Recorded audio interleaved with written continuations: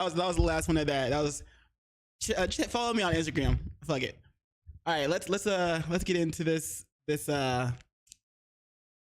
videos. That the main course. All right, not really the main course, but anyway, we're gonna get into some reaction videos in here, and then we're gonna get into some Yakuza Kiwami 3. I think we're on part 9, to be honest.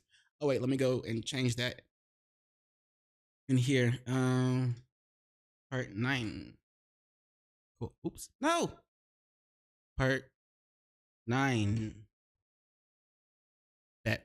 All right. What was I looking for? There we go. Okay. So this first video today. Unfortunately, I do not have a anime battle type of video. Like, I wanted to watch one, but I couldn't really find one that I wanted to watch, or at least like one from a channel that I haven't seen yet. So if you know one, let me know in the comments below. Love to watch it. But today, instead of that, I found something else. Now it's still animated, so I like animated shit. And here, let me show you. It's gonna be checking out The Art of Murder. It's a pilot episode. It's a cartoon on YouTube by the YouTube channel Chalk Chip Animation Studios. Now, the thing about this YouTube channel, they have an entire playlist of indie animated cartoons, and they are pitches, pilots, and what else? I don't know. And first episodes, I guess. But yeah, so you should definitely check them out. The links to their channel will be in the description below, as well as a link to the video that we're getting ready to watch. So yeah, be sure to check out Chalk Chip Animation Studios. But this video that we're gonna check out is just The Art of Murder, and we're gonna see how it is, see what's good, see what's great. I mean, I like the character design. From what we saw in the thumbnail, the character design, like, animation looks like it should be on point. So let's get it. I wonder if they'll get like lucky one day, and like obviously they're gonna have to make more episodes of some of these pilot shows, like make a whole season type of thing, and that way you can be like Vizzy Pop and get your your show picked up by like Amazon or something like that, like how Vizzy Pop did with not Hell of a Boss, Has Been Hotel. Yeah, Amazon picked up Has Been Hotel. Personally, I really don't like how they changed the Radio Demon's voice. I liked it. Liked how it was. But anyway, woozies. Let's get to it. Chalk Chip Animation Studios. By the way, Chalk Chip Animation Studio. I doubt you'll see this, but if you ever do see this, and you need someone to do a voice, I like to think that I can do Stitch pretty well. Yeah. Okay, let's get it.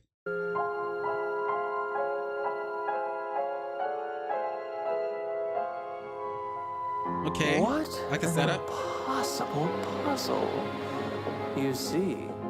Starring Joey Richer. Nobody wants to come clean. Lauren Lopez. Are we gonna have singing? I'll track every route, every Joey hint, Bissinger. every lead. The mystery will be revealed. And Lizzie Friedman. One thing is certain. Original music. Good shit. One thing is certain. You two might try to kick me off because I've been listening to original music. One thing is certain, one can clearly see that especially if they have a copyright. Someone in this room has murdered OC. And I'm taking over this investigation. Okay. Yeah, just from this first 1 minute, I like the setting that we're in. I like the animation. I like the character design. Everything looks very polished. It looks like something you can just find on Hulu or Amazon or like Fox, So I have high hopes for this. Good shit so far. Let's get it. Sketchbook 1. I wonder why it says Sketchbook 1. Like, is there like a hidden reason behind that? Are we gonna find out someday?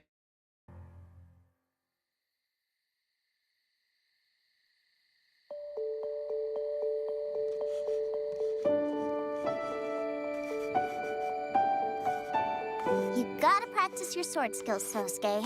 Otherwise, you'll fall behind at the ninja school.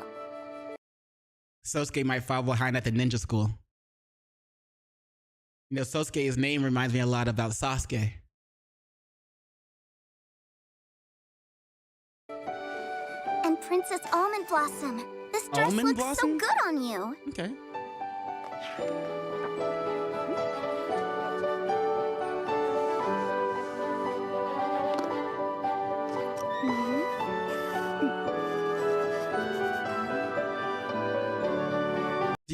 I wonder if the her drawings come to life somehow. Maybe that's why it says sketchbook 1.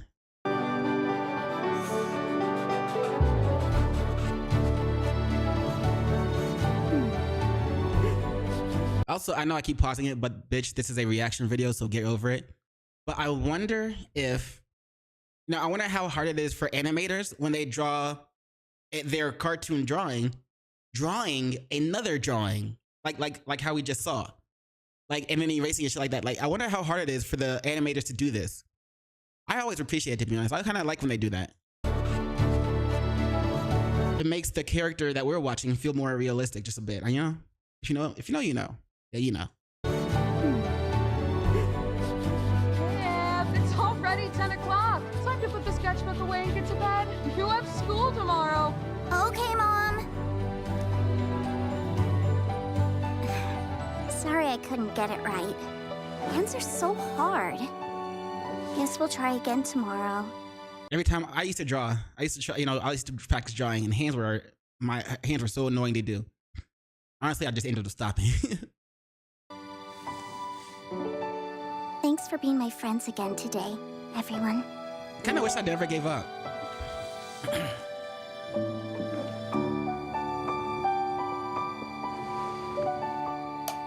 We have to turn off the other light. Okay. 10:15, girl, you going to bed late.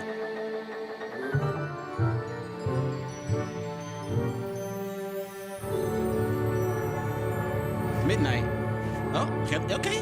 So they come alive at midnight. I'm soy sauce. Pip is sleeping so soundly. I like this. This is great. Look at it. Look at the attention to detail.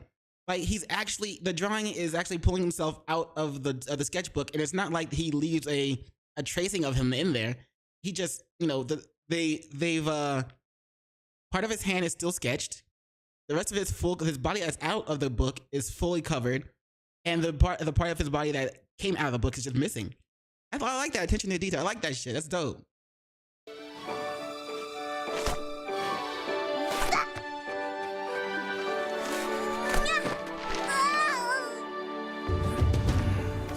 The ninja.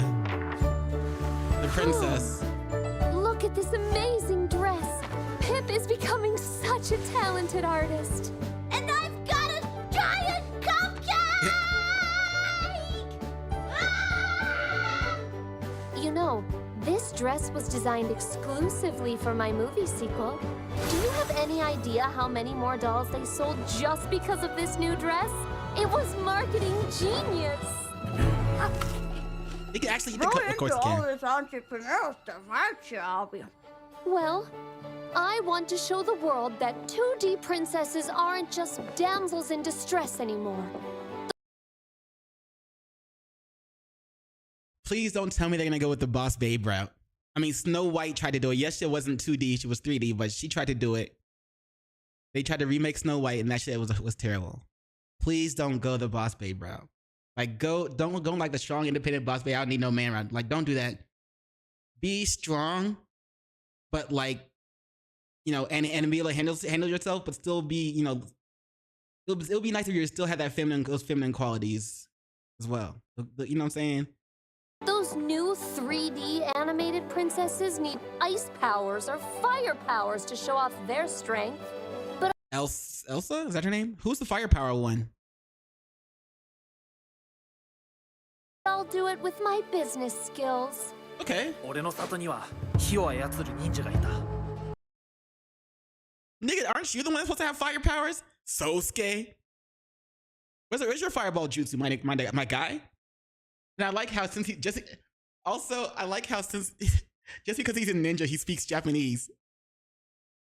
I don't know if that's racist or not. I'm not gonna dwell on it. It's a cartoon. そいつもその力でフェミニズムのために戦ってくれたらよかったんだ Fight for.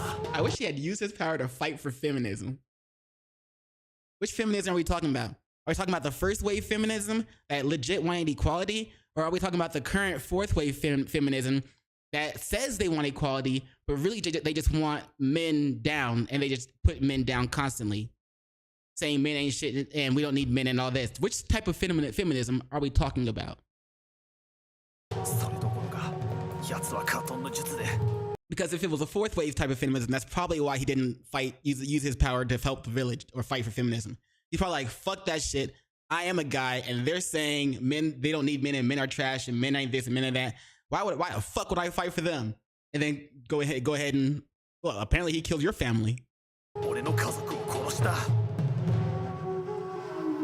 Do they know what he's saying? 俺のヘビ兄ちゃんはその犯人にされたんだでもピップ様が書いてくれたこの刀さえあればこれでようやく真犯人を追いかけてヘビ兄ちゃんの仇を撃つことができる They don't know what he's saying. Do you ever think we should learn Japanese so we can understand what Sosuke's saying? You probably What if should. it's something really important? It is. Pip is learning Japanese, you know. Maybe she wants to watch Sosuke's show without subtitles. I bet it's because she wants. That's why I'm watching Japanese. So I can watch anime without subtitles. What's my Duolingo say I'm on? Hold on, let me see real quick. Just to show you I ain't bullshitting. I am on a 792-day streak. Yeah. I'll be learning Japanese too. I have like one more streak freeze. I'm trying not to use them. But anyway. Wants to be an animator in Japan.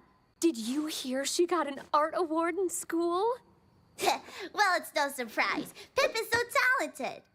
さすがピップ様もしかしたら Yo, not gonna lie, Pip is really sucking their own dick on this. Like, shout out to you, Pip. But I am gonna say you really sucking your own dick on this one. 漫画家を目指してる可能性だってあるぞ Wait. So he can understand them, but they can't understand him? How does that work? They were all drawn by the same person who both speaks English and is learning Japanese. But for some reason, the ninja is the only one that speaks Japanese and understands English. But can he speak English? And the other two, they just speak English. They don't even understand Japanese. I don't know. I don't get how this was working. But not gonna stress about it. Keep watching. Oh, it's the one-arm guy. Oh, he's got two arms. Last one to wake up Oh, it's as not the- usual. Huh, Giorgio? Not the same person. Wait. Well- Did you say JoJo? Last one to wake up as usual. Huh, Giorgio? Giorgio? That's definitely not a JoJo reference. Well, beautiful specimens like myself need their beauty sleep. I'm not the most popular route in the PG-13 dating sim, ace romance detective, crimes of passion, for nothing, you know. Okay. I can't believe Pip actually chose your route. Win! You're getting cupcake crumbs Bruh. all over my hot figurine. Please be more careful around this majestic masterpiece. Eat near your own figurine. Also, how are they gonna hide? It's like kind of like Toy Story, where like the toys come alive when the other kids aren't around. The sketches come alive when Pip goes to sleep, right? How are they gonna get back? How is he going to get his cupcake back into the drawing with him, and it be full if he's been eating it the whole time? If he eats the whole thing, what's gonna happen? Is she gonna wake up, go to her sketchbook, and see the character there, but not the cupcake? That doesn't seem suspicious to you, Pip? Hey, I don't want to risk messing up my hot figure. Pip saved up her allowance for 2 weeks to buy it. And besides... Is this the one-armed guy? Wait, who else is waking up? I wasn't the last one. 1, 2, 3, 4. Wanna But help we're him all out? here. You wanna help them out? I mean, anytime now. Wait, could it be? Pip has drawn another character? Honey soy Duh. sauce! A new character? We haven't had one in ages! Here we go. 新しいアニメのキャラかもしれないぜ。ピップ様は最近始まった約束のフォーエバーランドってアニメを見始めたって言ってた。The Promised Forever Land. If you don't know about the Promised Neverland, that's kind of what it's a reference to. Now I haven't read the manga, but I did watch season 1 and season 2. Now I hear season 1 was great and I liked it, and everybody else said it was great. Follow the manga and everything like that. However, season 2 apparently skipped a lot of good stuff and they tried to rush it and it turned out just terrible. Personally, from my experience, I was watching it. It did seem like it was lacking because, even though I didn't know what it was missing or what was supposed to be about, it did seem like it was lacking. But I still watched it. I thought it was okay, but everybody else thought it was terrible. So whatevs. It better not be that prosecutor Ledgeworth. He's my biggest competition in the video game industry. What's his name? The prosecutor? Phoenix Wright? Is that supposed to be like a shout out to Phoenix Wright? If Pip switched to being a Comcap fangirl? Capcom? It's Phoenix Wright. Whoever it is, it doesn't look like they know how to get out of the sketchbook. You want to help him out? Thank you.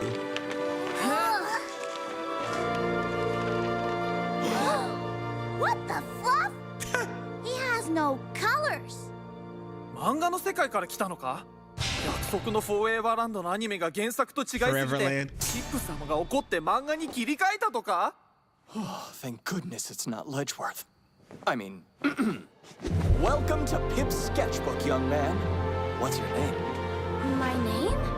You know, like, what are you from? It's an original character. A TV show? アニメか？ A PG but sexy video game? I don't think I'm from any of those. He's an original character. Wait, don't tell me.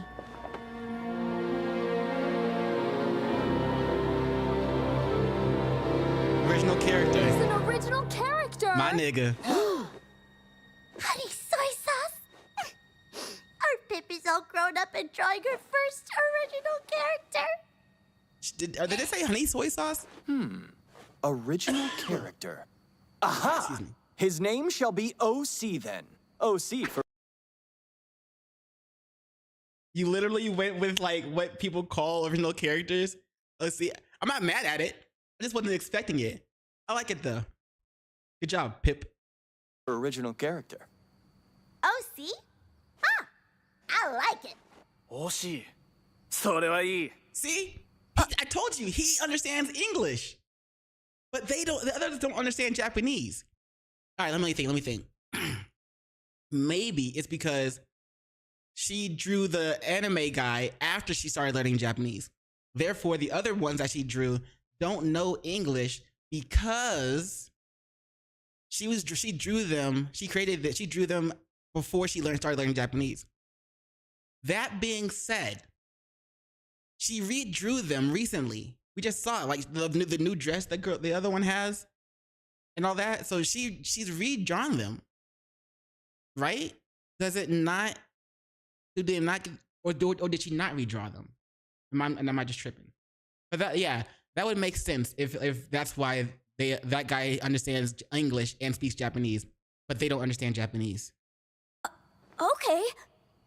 OC. My first name. But I guess Pip didn't finish drawing you yet, did she? No matter. What do you see in there? We can show him the ropes without an arm. Young man, we as Pip's most favorite characters... She draws us all the time. So welcome. She does redraw them often. So did she not redraw them after learning Japanese and drawing him? And shouldn't they be able to speak Japanese now? You to Pip's Or at sketchbook. least understand it? Wow. You're Pip's favorite characters? Uh-huh. She collected those hot figurines of us too. That's proof we're her favorites. Those statues are called hop figures? That's right. Having your series made into a hop is the biggest honor Is it hot? No, it's. Let's see. That's in reference to what? Is it Pops? No, I don't. Actually, I honestly don't know the figurine, the original name for the figurines. If you do, let me know in the comments below. Is it Pop? Because they're calling them Hops, so I'm thinking it's Pops in real life, or it's something. Funko Pop. That's what it is. Yeah. A franchise can get in the human world. That company makes so much money. Do they come to life too? Ah! Don't be silly. Toys don't come to life. That's crazy. I love that when in the background you see Woody and Buzz. You know, I'm starting to like this YouTube channel. They have a lot of great references and, you know, little background, little hidden. Like, I kind of like this shit. You know what I'm saying? And like I showed you before, they have a lot of other work they've done. I might check those out on my own time as well. Maybe do like another reaction for one of them. We'll see. Do you think Pip might buy a Hop figure of me too one day? You're an original character. No, dear. You don't exist as a Hop figure. You're not even a real character. Sorry, kid. You just don't belong with us like that. Damn. Oh. Damn, that's cold-blooded. Way to oust the little guy. Way to oust the new guy. You're not even a real character. Yeah, put it like that. That's cold-blooded. Instead of being like, you're an original character. You're special to her and she doesn't need a Pop figure of you. Something like that, you know? Instead of being like, you're not even a real character. You're not really belong with us. Man, I feel sorry for this little guy, bruh. Those other two characters were jerks just now. I don't know if that was intentional or unintentional on their part, but I feel it was. Maybe not. I see. But hey, as long as Pip continues to draw you, you'll stay alive.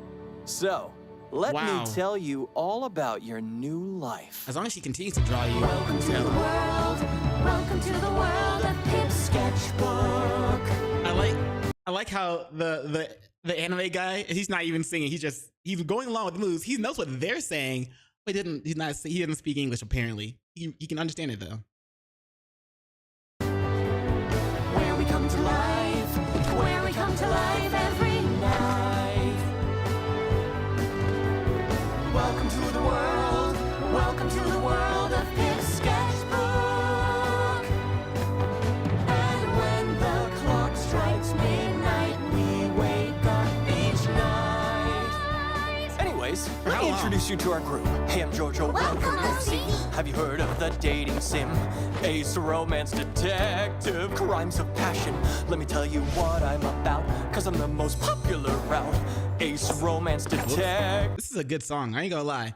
And this whoever the voice actor is, great job. Also, this character is very like into himself.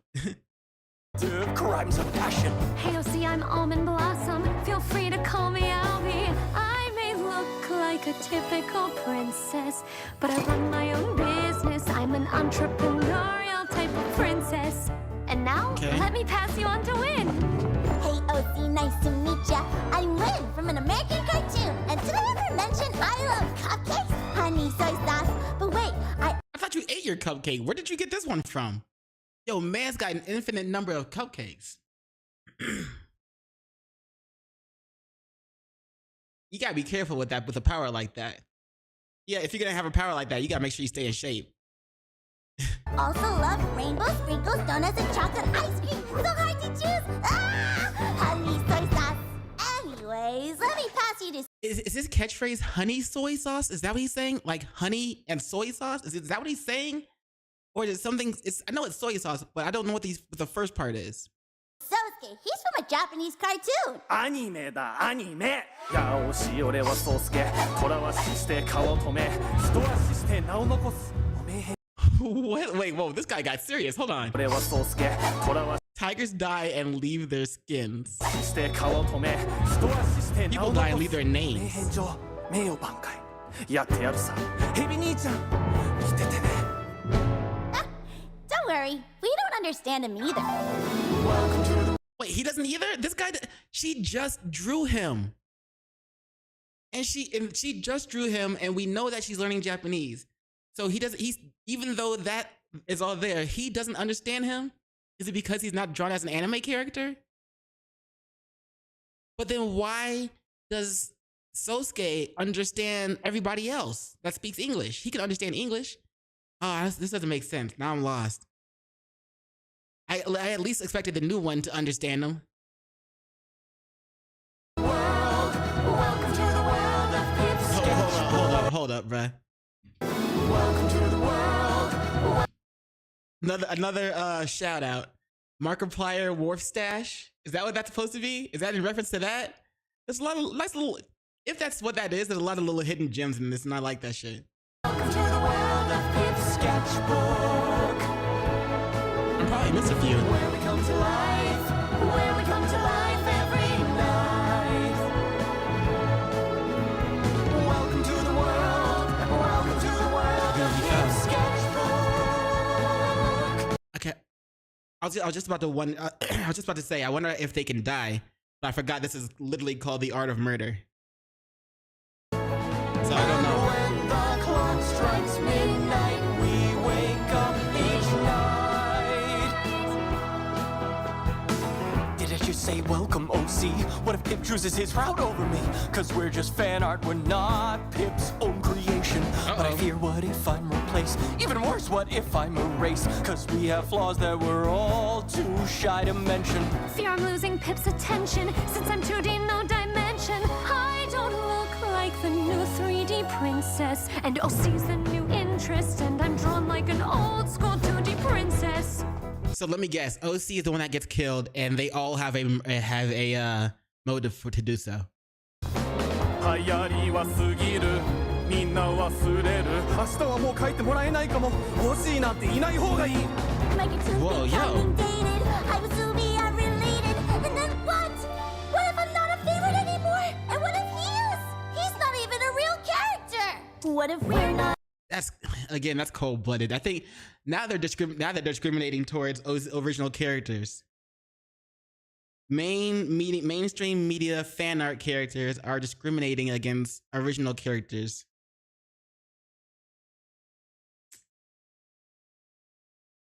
There's always some type of race. No, I'm just kidding. Alive to see the It kind of artist is it that grows though. up to be. It's 6 a.m. We must all go back into the sketchbook before Pip wakes up in So order 6 to a.m.? keep our secret. It's time. Let's go. Welcome to the world. Welcome to the world of Pip's sketchbook. Oh, how excited I'm about this life, about this little girl who gave me life. Is there another clock in the room? I'm not gonna go back that far. But if there's another clock in the room, like one in the wall, then because right now I'm thinking, what if somebody reset the clock back an hour, or move the clock for the digital one, moved it up 1 hour. So it's, instead of it being 6:01 like it shows here, it's actually 5:01. So because the alarm's not going off, and they said that Pip wakes up at 6, you would expect an alarm to go off at 6. It's 6:01, no alarm. So what if somebody set the digital alarm, the digital clock's setting to like an hour ahead? So instead of, like I said, instead of it being 6:01, it's actually 5:01. And then after they're gonna wait a while, make sure everybody's back in the sketchbook. Then they're gonna leave the sketchbook and then erase the OC.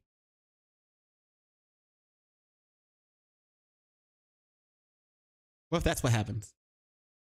Oh, how excited I'm about this life, about this little girl who gave me life.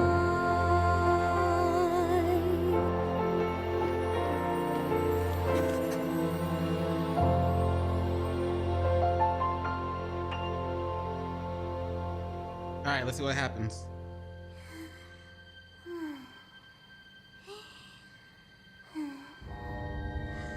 Well, 15. So you're saying you just woke up like that? Oh, it's the next day. What the fluff is this wet stuff? I can't even eat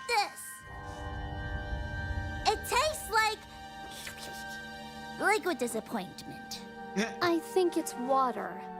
Well, why does Sosuke get to be covered in chocolate cake? Huh? うわっケーキじゃねえ泥だ Ew, ew. You got a straight face on It it. could be mud cake, if mud cake tastes exactly like mud. I've never eaten mud cake before. だから泥だって言ってるだろ What's with all the racket? Some of us are trying to sleep. Last one up again. We're trying to figure out why we're all covered in weird stuff. My hot figure! Ah! Oh, phew. It's okay. Thank goodness it's just you two who are messed up. Hey! OC could be messed up too! Oh, yes, you're right. We should wake him up and check. Bruh. That was suspicious as fuck. Oh, yes, you're right. We should wake him up and check. That sounded so robotic and so freaking, not real. Like she's not actually concerned. That shit sounded so fake, bro. Maybe the poor dear is stuck in the pages again. Nah, go back and listen to it. Oh, yes, you're right. We should wake him up and check. That's robotic AF, bro. Maybe the poor dear is stuck in the pages again. He's out there, huh?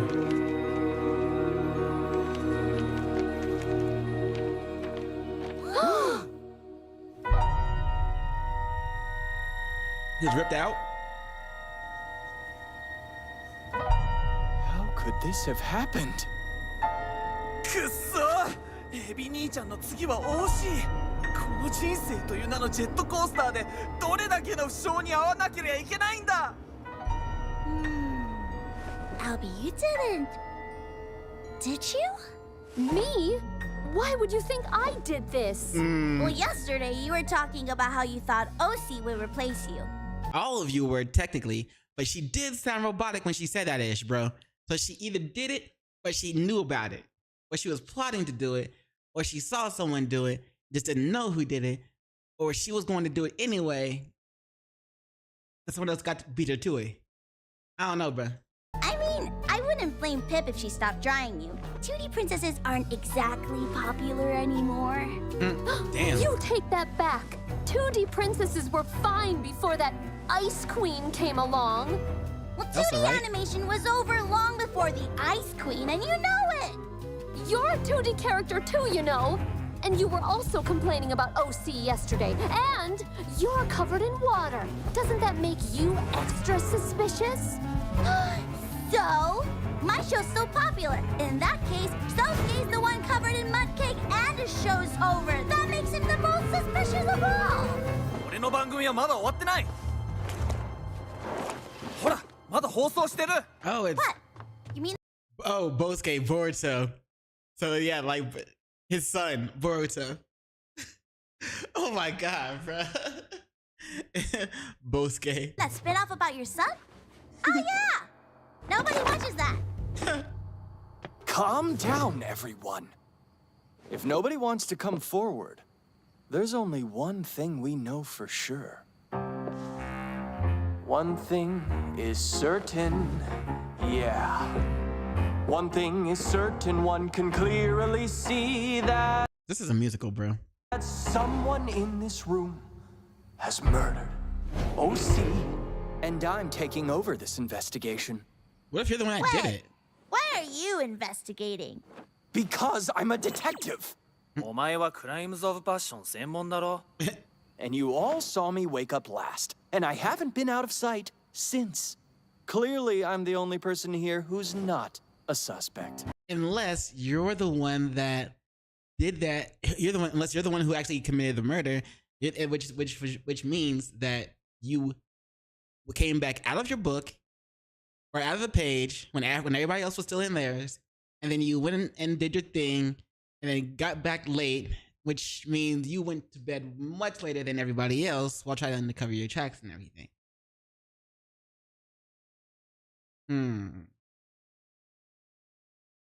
Well, then by that logic, the person who woke up first is the prime suspect.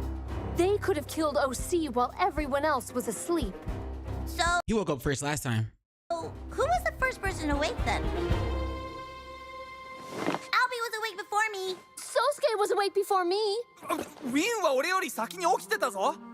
Well, from that impossible puzzle, I can see nobody wants to come clean. Of course not. What are you doing? I'm trying to decide which route I should choose. The water route, mud route, or the princess route. I couldn't be a suspect. Princesses are never the murderers. They're always the ones being murdered. Poisoned fruit, daggers, spinning wheels. Seems like you just listed a lot of ways to murder someone. Silence! Damn, he's right I there. will investigate all routes equally. That's the only way to unlock every ending. Yes, but... Look, we don't have time to argue. We have to figure out who killed OC before 6 a.m. when Pip wakes up. If OC's not back in her sketchbook by then... And they just mentioned that again, 6 a.m. when Pip wakes up. It was 6:01 when the OC was still getting back into his page, and she was still asleep. I'm telling you, someone moved the alarm forward, the time on the clock forward, and it was actually 5:01, not 6:01. That whoever moved the time forward still had an hour to go. They had an hour of time to do whatever they needed to do. Again, there was no alarm either at 6:01 or 6 o'clock either. Pip will be crushed. Fine. Investigate what you want. But I'm only doing this for Pip. For Pip. ピップ様。 But wait, hold on. Because then they would have killed Pip right before she woke up the night before this. So she went through the whole day, and apparently Pip was still there. So I was wrong about all of that. Whoever did it had to have done it right after she went to sleep. So maybe they got out of the wait.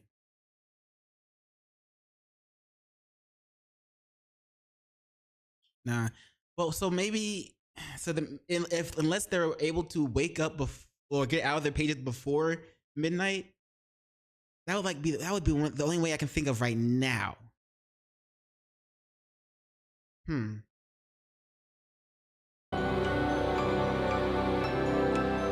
Very good.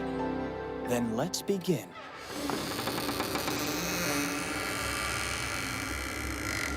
Oh. Is that? Uh-oh.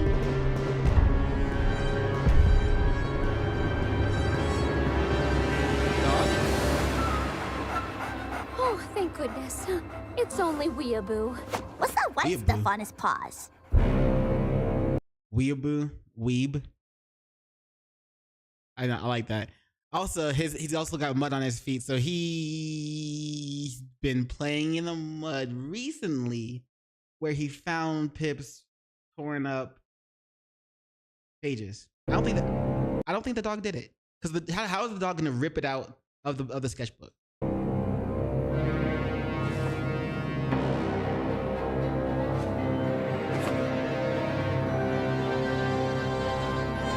I think I just chose my first route.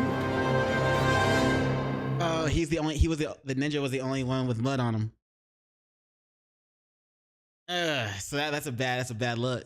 It's a bad look, bruh. Bad luck. But anyway, I hope they make more of this this cartoon. But I think it could be, I think it would it have the chance to get picked up by like a major station. I don't know, to be honest. I don't know. But I would like to see more of this story. I just know that. But anyway, as always, links to this video and link to this channel that we just watched will both be in the description below. So be sure to check out the art of murder pilot. Let me actually put it in my in the live stream as well. But anyway, make sure you check out Chalk Chip Animation Studios. Yeah, and like I said, they have that whole. Oh, I don't have the. I posed the link. They have that whole playlist of stuff they've already done, and this was pretty good. So I'm sure you're gonna like the other ones. I'll probably check some of those out myself on my own time and maybe do another reaction to one of them or something. But shout out to them. You know, I do hope they make another Art of Murder episode. But anyway, as always, for now, that's it for now. Be sure to check them out, and while you're there, don't forget to do those 3 things I like to ask you to do: and like, comment, and subscribe. And don't forget to hit the notification bell for more videos. Yeah. And you know the days after that, in case I don't see you. Good morning, good afternoon, good evening, and good night. Peace and much love to you. All right, we're gonna continue, but let me put this stuff in the description real quick.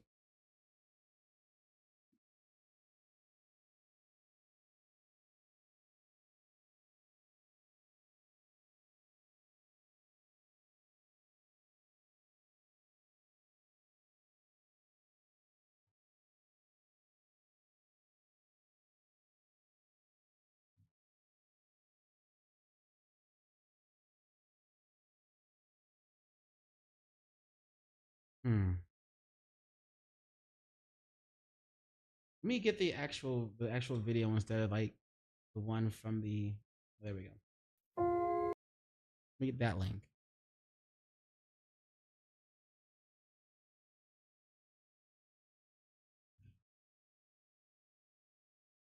All right, bet. Let's move on to the next one.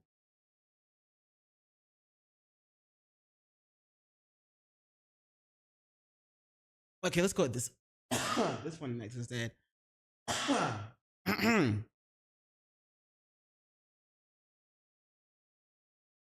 let me make sure I hit save. Oh wait, actually, let me update this one before I start the next one.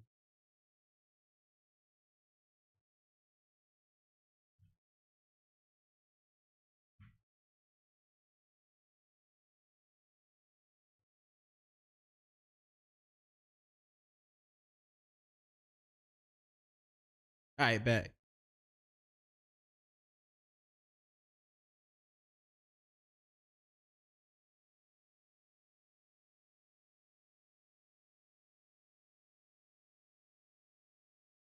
Okay. So let's talk about another streamer. That by the one that goes by the name ExtraEmily. She's recently joined OTK, I think last year if I remember correctly. And OTK is a streaming group that's the OTK stands for One True King, the streaming group. I'm pretty sure they're based in Texas, and yeah. They've been through a lot recently, but now one of their members, ExtraEmily, is she's also been through her own thing recently. I'm pretty sure she got like a 1-day ban for like she was streaming herself driving, and she showed that she was running red lights. I don't know why you would do that. I don't know why you would, show that, but hey, it's whatever. Let's see, what else happened? I think she was with another OTK member named Emiru, and I think she was with her. Was she with her when the one dude was asking Emi for her number or something like that, and like stalking? I don't know, but she's been through some ish. You know what I'm saying? But anyway, that all being said, let me just show you what we're getting into, because apparently, ExtraEmily is ExtraEmily, the most entitled streamer on Twitch, exposed. And it's like, okay, hold on. I mean, the being entitlement thing, it might explain why she thought it was a good idea to film herself going through red lights, driving through red lights. Maybe. Anyway, but let's get into this video. It's by the YouTube channel Kavos. So as always, link to the video, link to the channel will both be in the description below. So be sure to check them out. And yeah, let's get into it. Female IRL streamer has to be one of the most entitled, arrogant assholes I've ever seen on Twitch. Her name is ExtraEmily, and I've had the displeasure of learning everything about her by force through my Twitter algorithm. So then I'd done some digging and I realized she is the most entitled little brat I've ever come across. She's willing to put other people in danger for her own convenience. She isn't grateful for the people in her life who supported her, who helped her. Oh yeah, I think this one is about her parents asked her if they were gonna pay her, if she was gonna, now that she's doing this and she's making money from it, making from streaming, if she was going to pay her parents back for sending her to college because she's not even using that degree or anything like that, or she like dropped out or whatever. But so they're asking if I think they asked her if she was going to pay them back. I think that's what the mom asked her. I don't know if it was a joke or anything like that, but like apparently she said no. And look, it says, yeah, the way almost broke. Like, she isn't. Yes, that's right. That's unnecessary. Grateful for the people in her life. Yeah, that's necessary. Who supported her, who helped her. All she cares about is content, streaming, and me. We're going to show that in this video. But the first thing we're talking about is recent events. ExtraEmily, I'm just going to call her Emily because it's the stupidest fucking name. She ran through a red light on stream. She runs through an intersection, no less, putting everyone else in danger because this dumb fuck refuses to wait for a red light. I better see all the pink. Yes. What's this? Oh. Yeah, there are cars on the other side. There are cars on the. Okay, keep going. Okay, I'm stopping. Okay, we're good. Yeah, she ran through an intersection and cars were on either side of the intersection.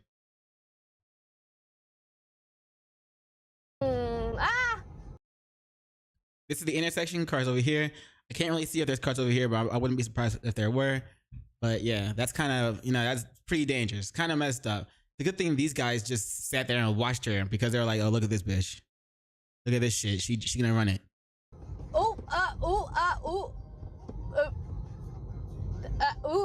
Okay, keep going. Okay, I'm stopping.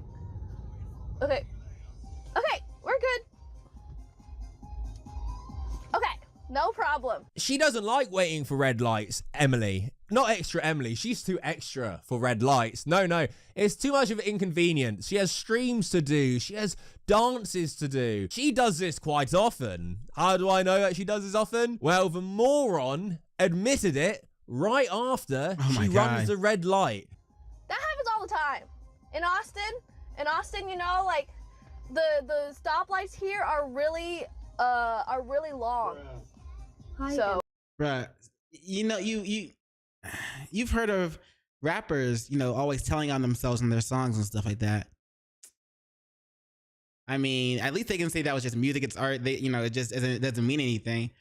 But she just told on herself, and she can't really be like, oh well, it was music, it was art, it doesn't really mean anything. She just like said that shit while she was streaming. Like, bruh.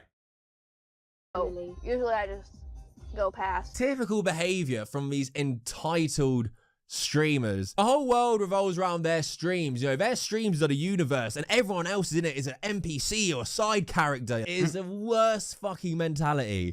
Here she's literally saying, guys, it's so inconvenient for me to wait at this red light. I got better things to do. So usually I just go through them. I just run through the red lights and, who cares what happens to anyone else because I'm getting places quicker. These types of streamers think they can get away with fucking anything. They think they're untouchable. And you know why? Because Twitch fucking lets them. True. Emily got banned, suspended because it's temporary, for this act of dangerous driving. Rightfully so. You'd expect some sort of meaningful suspension for something like this. Twitch being Twitch, she only got banned for a day. I guess if you don't... Yeah, I called it. Yo, like with they could say it's a punishment, but like without any serious punishments, like it's I don't want to say Twitch kind of low key promotes these actions, but other people see this and be like, oh, this person only got banned for 1 day for doing it, so I guess it's okay if I do it too. Like as long as the cops don't catch me or anything like that, there's not gonna be any serious repercussions. But of course, Twitch does often show favoritism towards their streamers, and so like one famous streamer could do something, and then a less famous streamer could do the same thing, and that less famous streamer is then getting a harsher punishment for doing it. But yeah, that's it's kind of messed up because they're gonna keep doing it, and it's almost it feels like it's a promotion of these actions not being bannable at like and not having serious repercussions. But yeah, whatever. Dance with the CEO of Twitch, you get preferential treatment. Shouldn't even be surprised. I mean, Twitch has showcased this so many times in their history. So much so that after Twitch banned Emily for her 1 day ban, they started promoting her while she was still banned for reckless driving. Bro, and what the only took fuck? it down after her getting backlash for doing this. And Emily, Emily, she did not give a single fuck that she was banned. You know why? Because she knows Twitch are going to let her off scot-free. They're not going to do anything meaningful to Emily. No, not her. And before we look at Emily's response to her ban, don't forget, she got banned before for reckless driving again. Okay, what do I do if they're still calling? No, my Duolingo streak ends! In 3 hours, I have to fix it. Bro, she is not paying attention. She's like looking at chat, looking at her phone, not paying attention to her at all. And what is actually wrong with her? Someone needs to remove her license because sooner or later, she's actually going to get someone hurt or worse, killed. And I bet you when it happens, she'll come on stream crying. Oh, guys, I got in a car crash. Oh, it wasn't my fault, I promise. Oh, my God. That is insane to me that her 2 bans have both been for reckless driving. She needs a reality check. She is lost in the clouds. And now back to my other point is that she doesn't care. She does not care. After the latest Twitch ban, this was the entitled twat's reaction. Hello everyone. It has come to my attention that I have been banned. It is due to the distracted driving, which is understandable. It is unfortunate timing as I was looking forward to the doggos, but we'll just have to go next year. I will keep trying my best to have fun content and improve from this mishap. I shall be back either tomorrow or Tuesday. Not sure what I'm streaming yet. Thank you for your support and have a great day. Unless you're driving a car, because I might fucking kill you. Absolutely no might want to be careful if you're driving in Texas. And I think she said Austin. So you might want to be careful if you're driving in Austin, Texas. remorse or accountability whatsoever in that weird message. She's more concerned about the content and the inconvenience this ban is for her, and not seeing the little doggos. Oh, and to call this a mishap. Didn't you brag about how much you do this after the mishap? That happens all the time. In Austin, you know, like the stoplights here are really long. Hi, So Emily. usually I just Bro, she isn't worried about doing that at all. Like, so she really does this all the time. She doesn't seem like, oh shit, I can't believe I did that. And especially since I'm streaming, can't believe I did that, especially since I'm streaming. She doesn't look like concerned at all. Like, she just constantly be speeding past red lights then, or just running red lights. I wonder if she has gotten into an accident before and she just hasn't said anything. Bruh, that's kind of dangerous because I got into an accident recently. It wasn't my fault. I was driving in the left lane. The other guy was driving in the right lane. And from the right lane, we're getting ready to pass an intersection. But it's like one of those intersections where, like, if you're in the left lane, you could take a U-turn and go back the other way.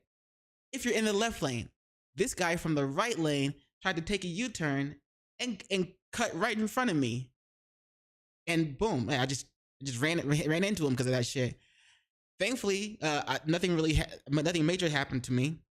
Nothing major happened to him.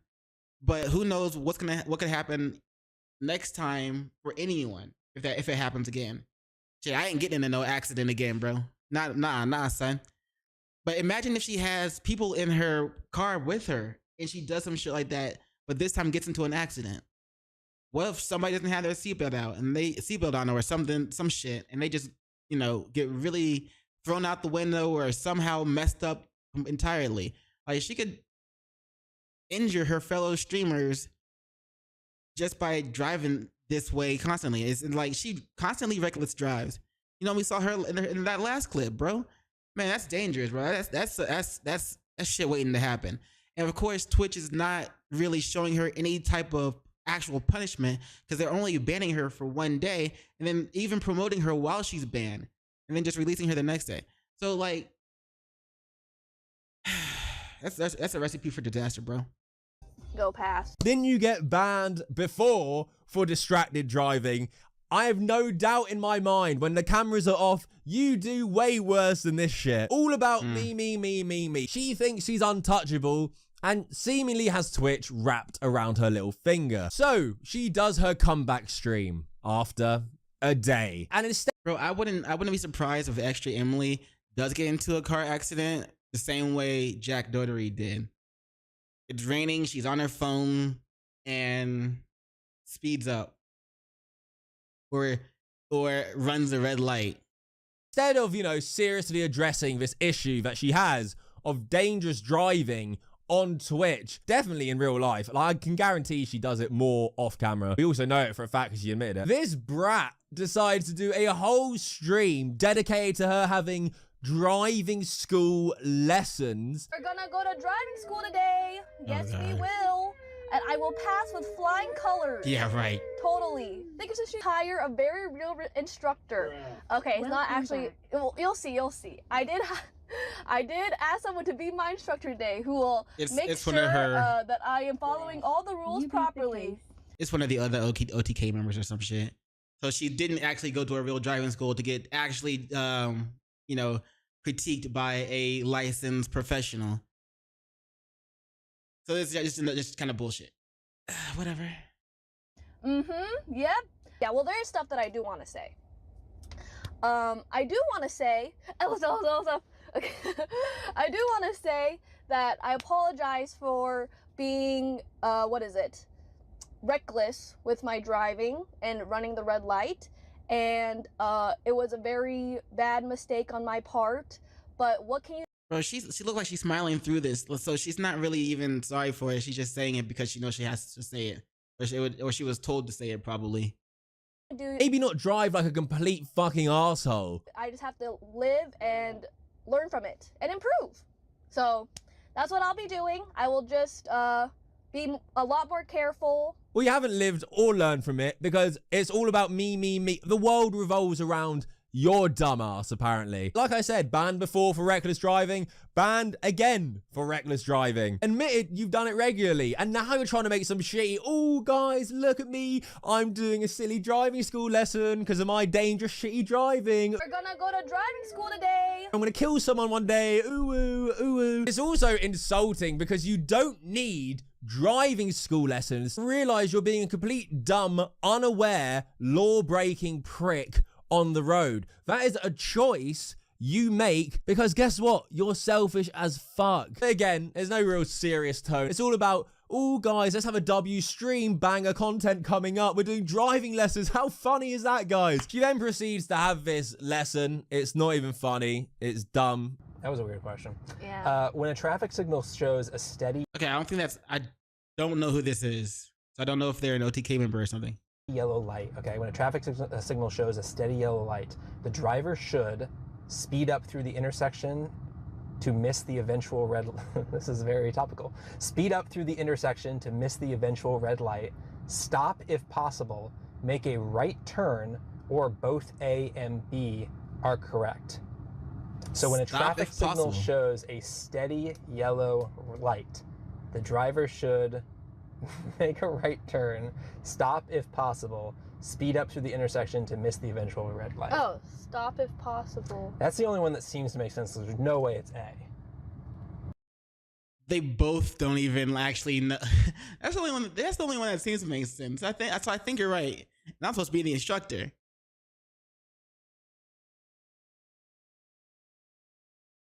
There's Why no would way you you're take a supposed right to speed turn? up. Correct. When approaching an intersection with a steady yellow light, drivers should use caution by slowing down and preparing to stop, since the light will soon turn red.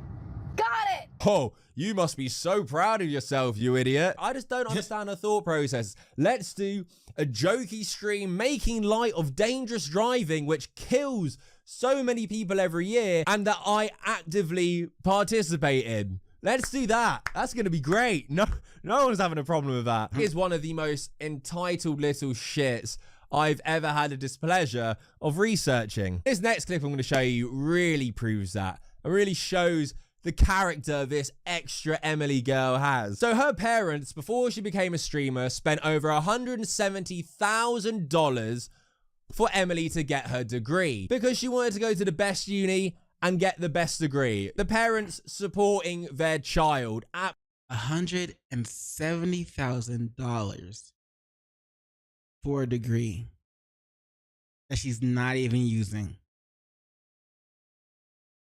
I mean, shout out to you for making your money a different way and not having to use the degree, but like, your parents forked over that money. $170K that they worked for. absolutely love to see that. Great parents trying to do the right thing. She obviously became a streamer and the degree went to waste. The $170,000 really contributed to her having a degree she's never going to use now because her career path is all online. When the subject of will she pay her parents back the money, the shitload of cash that they splashed out to help with your future, now that you can afford all these great things and a great lifestyle, are you going to pay your parents back? She absolutely was refusing to pay them back, even though she could. Mom, do you think it's a waste that I went to college? That is a really good question. I spent a lot of money on that. And then you become a streamer. Yeah, but I'm also helping. That's a really good question. I don't know how to answer it. But I'm paying you back for college. Yes, that's right. That's unnecessary. That's necessary? Yeah, we're almost broke. Because you went to the college. Go to the expensive one, yeah. $170K. Okay, so what's the... Do you think that would be your best gift towards your dad or your parents? To pay back your tuition? I'm never gonna pay it back though. Wait, actually? No, I don't want to. But you could. Yeah, but I'm not going Wait, do you have to. student loans? Yeah, student loans to my parents. And you're making them pay it off? No, like my parents paid, and then they're like, pay us back for college, and I just like don't want to. Look, everybody in the car is like, wait, what the fuck? But they're trying not to say that because they're supposed to be, you know, this guy right here, I think his name, NMP LOL or something, NMP, whatever. He's also an OTK member. I'm not sure about the guy on the passenger seat. Don't you think that it would make them like really happy and proud? No. See, they're trying to hint at her. They're like, hey, you should probably pay your parents back.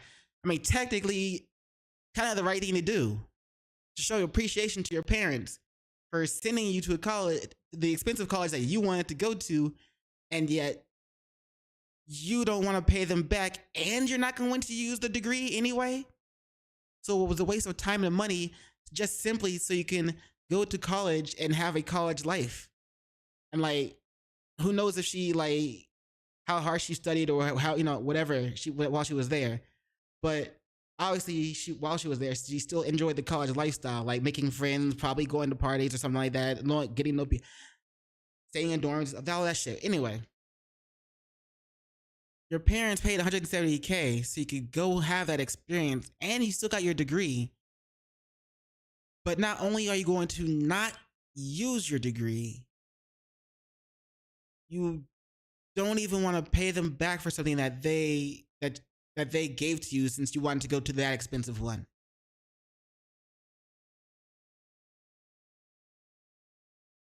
Like, it doesn't compute for me because like I'm grateful for everything my parents have done for me.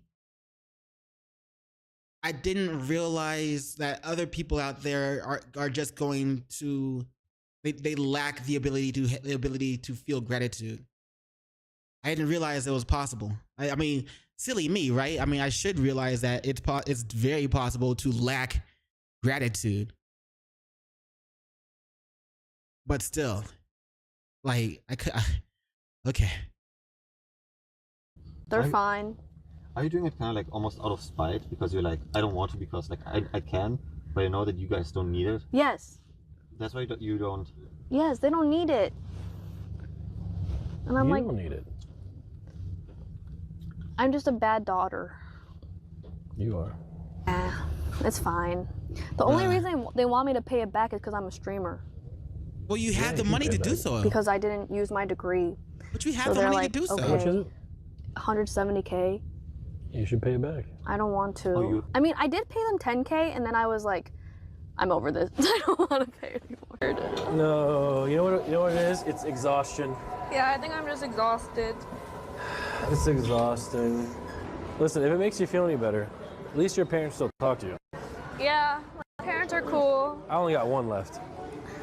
Her parents are way too nice. My parents are like overall really happy and think I'm a good daughter. You are a great daughter. I don't know. No, Arthur, what have you done? They were very happy that I bought Cancun for them. Everything makes sense after watching them clips. Holy shit. If my daughter was like that, I would be distraught. Her attitude is what I said earlier. If my daughter was like that, I would feel like I failed as a parent. All about her. She is the center of her world. Everything else just happens to her. Her parents just happen to give her 170,000. There's no, agreement there that they're actually helping you. And if you could, you might have to pay them back. No. It's her money. It's mine. These good things are happening to her because she deserves it. Or so she thinks. She absolutely fucking doesn't. It is spoiled brat all over. Saying things like, oh, they were so happy that I paid for Cancun, which I'm assuming is a holiday. Oh, yeah, taking care of a holiday for your parents. Yeah, that's definitely the same as spending $170,000. And get this, she only ended up paying back her parents because the internet told her so. She got so much backlash for this. Frankly, I would have stuck to my ways had this situation not happened because I support my parents for other means. But the feedback made me realize it's really not that hard to simply follow through on my word and pay them back. Oh! Also, real quick, because I remember this, I remember a little bit of this. So during the backlash thing, she had other female streamers come to her defense, saying that she shouldn't have to pay her parents back. And it's like their arguments were just like, because she shouldn't have to pay them back because I wouldn't either, or something like that. Like their arguments were just so dumb it wasn't even worth remembering. But it was just like, I'm surprised. Of course, the female, all the female streamers, the ones that always, because females have to feel like they have to always help each other. Even if they're in the wrong, they have to stand up for each other instead of making sure they take accountability, because accountability is a female's kryptonite. But anyway, I'm just surprised that people came to her defense saying that she should not pay them back. I don't know, man. Like I said, I guess some people just lack the ability to feel gratitude and want to, give back to those who have, that they're grateful for being in their lives and have done things for them. But anyway, well done. Oh my god, good job. Got it. It only took the whole internet shitting on you for you to do the right thing by your own parents. You have to be so self-centered if you're in a really privileged position like Emily, making loads of cash off streaming, and you don't once think, yeah, you know what? My parents really sorted me out when I needed it. I should probably start paying them back. Like right now if you agree. Let's try get 4,000 likes. Subscribe if you're new. Now fuck off and get out. I like that outro. I wish I had thought of it first. But yeah. Man, bruh. I don't know, man. That's kind of rough. Like, that's just me and my personal experience. I know everybody else's personal experiences are different, especially when it goes on with what goes on in the family.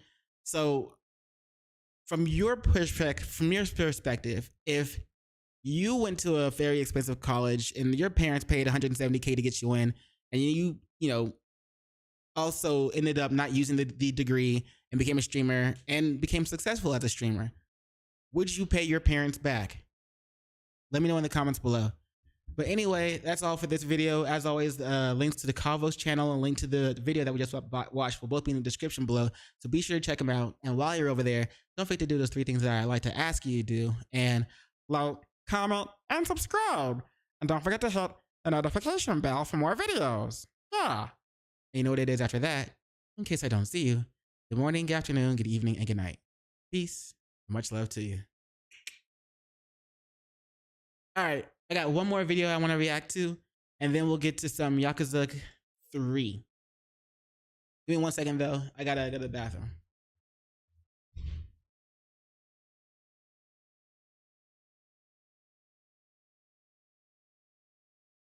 Kitty. Kitty.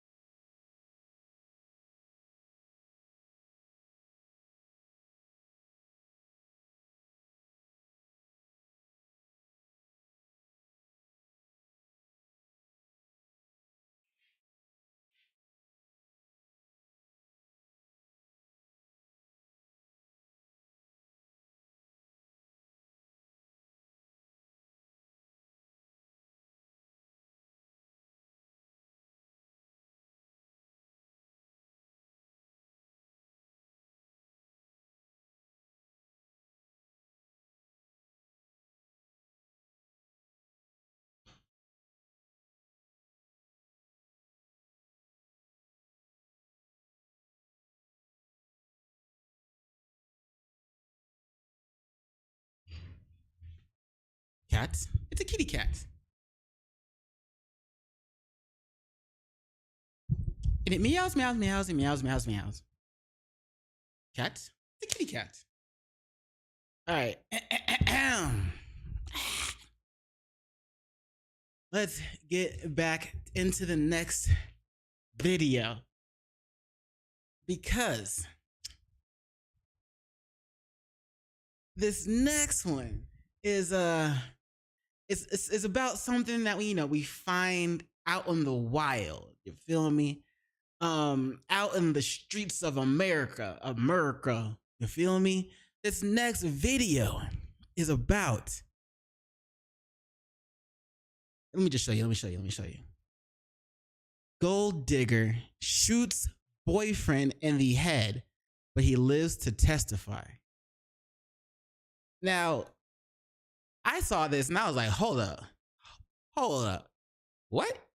I gotta check this out. Because it's like, everybody knows, or at least everybody should know. Every man should at least know. The most important thing you will do, one of the most important things you'll do in your life, is choosing a partner. So you gotta make sure you vet them out. You gotta make sure you know who they are. You gotta make sure you know what they about. You know what I'm saying? Because you choose the wrong one, and whether you were blinded by the looks or the fake personality she was able to put up, and you missed all the hints about what she's really about. In case you don't vet her properly, something like that could happen. She could like leave you and take half your shit and the kids. She could try to off you. She could, you know what I'm saying? She could try to ruin they could try to ruin your life in any way, shape, or form that they can think of. So the most important thing in any, I guess it's anybody's life, not just a man's life, but in anybody's life, is picking a partner. But anyway, this video is by the YouTube channel Crime Case Files. As always, links to their video and their channel will be in the description below. So be sure to check them out. And yeah, let's just get into this ish. You feel me? Larissa Gaines, born in 1993 in Tampa, Florida, presented a public image far from I know it's AI and I don't really like it, but I want to hear the case. True circumstances. Through Instagram and TikTok, she portrayed a life of luxury, rooftop brunches, expensive cosmetics, and curated selfies with motivational quotes. Behind the scenes, she struggled to maintain financial stability. Her freelance makeup work was inconsistent, her East Point, Georgia apartment rent was months overdue, and she owed more than $18,000 across multiple credit cards. Malcolm Reed, born in 1980 in Decatur, Alabama, lived a very different life. After the death of his wife Yvette Reed in 2017, he devoted himself to his business, Reed's Auto Repair. By late 2022, Malcolm was financially stable, owned a 3-bedroom home in Decatur, and maintained a low online presence centered around gospel music and vintage cars. Okay. He kept a quiet, predictable routine. On November 5th, 2022, Malcolm and Larissa met at a charity fundraiser in Atlanta, Georgia, organized to support local literacy programs. Larissa attended the event as a guest of a former makeup client. When her Uber canceled, Malcolm offered her a ride home. Witnesses later described their interaction as polite and natural. Over the following weeks, they continued communicating via text, gradually developing a personal connection. Their first dinner date occurred on November 19, 2022, at the Optimist restaurant in Atlanta. Financial records confirm that Malcolm paid for the evening. Text messages recovered during the investigation revealed flirtatious and supportive exchanges. Malcolm's friends described him as excited but cautious, having not dated seriously since his wife's passing. For Larissa, however, the relationship provided much-needed financial security. In a private message obtained during the case, she told a friend, "Finally someone who handles things, no stress." Not a lot, not all, but a lot of women like to say that their man better be able to pay all her bills just in the boyfriend stage, not even in the husband stage. Like their man has to pay all of their bills while they're dating, as just seeing if they want to be together forever. So I'm wondering if that's something he did. It sounds like it is, because she said finally someone who handles everything, no stress. So I'm guessing it's just like that, like he pays all of her bills, or like if she ever asks for money or something, like he just sends it. Like, bruh. That's, I mean, hey, if that's what you want to do, that's what you want to do. But I wouldn't let that shit happen to me though. No. I am not no walking ATM for these hoes. Respectfully. Before we dive deeper, let us know in the comments where you're watching from. We'd love to hear from you. And don't forget to hit that subscribe button so you never miss any of our upcoming videos. By mid-December, Larissa had effectively moved into Malcolm's home. Although no formal agreement was made, deliveries and service accounts began listing her name at his address. Trina Reed, Malcolm's sister and a social services worker, later stated that she immediately noticed behavioral changes in her brother. He began wearing designer sneakers, gold jewelry, and attending social events he previously avoided. She started changing him, bro. Man, don't change for someone, bro. Like, stay you. You know what I'm saying? Y'all gotta be able to take each other y'all gotta be able to love each other for who you are, not for who you made this person become. You feel me? So I think it's important to stay yourself.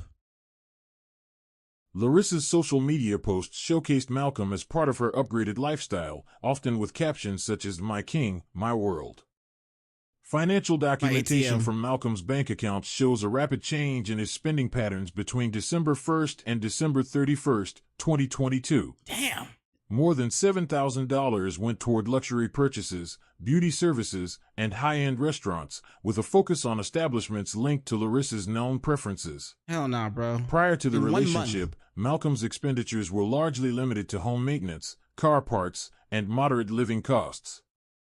Malcolm's accountant, who had managed his finances since 2015, flagged the change but did not initially intervene. Bro. Friends later testified that Malcolm appeared optimistic, often saying Larissa brought him joy he thought he had lost. In contrast, private messages from Larissa indicate a transactional perspective, referring to her situation as securing my future. She was securing her future, but he was thinking that she was bringing him joy. Now, did she just see him as someone that she could, just take advantage of? Or did she actually care for him? Because it feels like if it seems like, you know what I'm saying? She was just trying to secure her future. Like a lot of modern women talk about these days, they don't want to have to work. They want a man to pay all their bills while they just stay at home.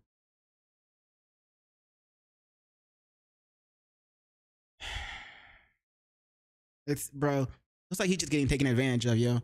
I feel sorry for the guy, bro. But this is a good reason of why that men should be aware of feminine wiles. You know what I'm saying? Of tactics. I mean, just because they're women doesn't mean they're capable of things like manipulation in order to get what they want while not caring for who they're getting it from, while not giving a shit about what happens to whoever they're getting it from. It's all about them instead of, they don't care about anyone else. They only see themselves. On December 25th, 2022, Malcolm gifted Larissa a diamond bracelet valued at approximately $2,500, purchased from a jewelry store in Decatur. God damn. Larissa posted a photo of the gift online, captioned "Blessed and Highly Favored." Friends noted Malcolm's growing emotional investment, while others, including Trina, grew concerned about the pace and nature of the relationship.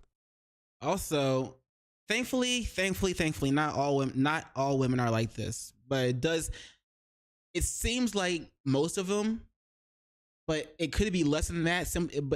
But the ones that are just doing this are just the loudest. You feel me? But right now, it seems like most of them. During a Christmas dinner at Trina Reed's residence, a conversation occurred in which Trina warned Malcolm about moving too quickly. Her exact words, recorded in later testimony, were, "Don't lose yourself trying to save someone who might only be saving themselves." Malcolm's response was consistent with his hopeful view: everyone deserves a second chance. Analysis of Malcolm's personal and business accounts revealed... Yo, we gotta get rid of that saying, bro. Everybody does not deserve a second chance. If they show you who they are, you should believe them.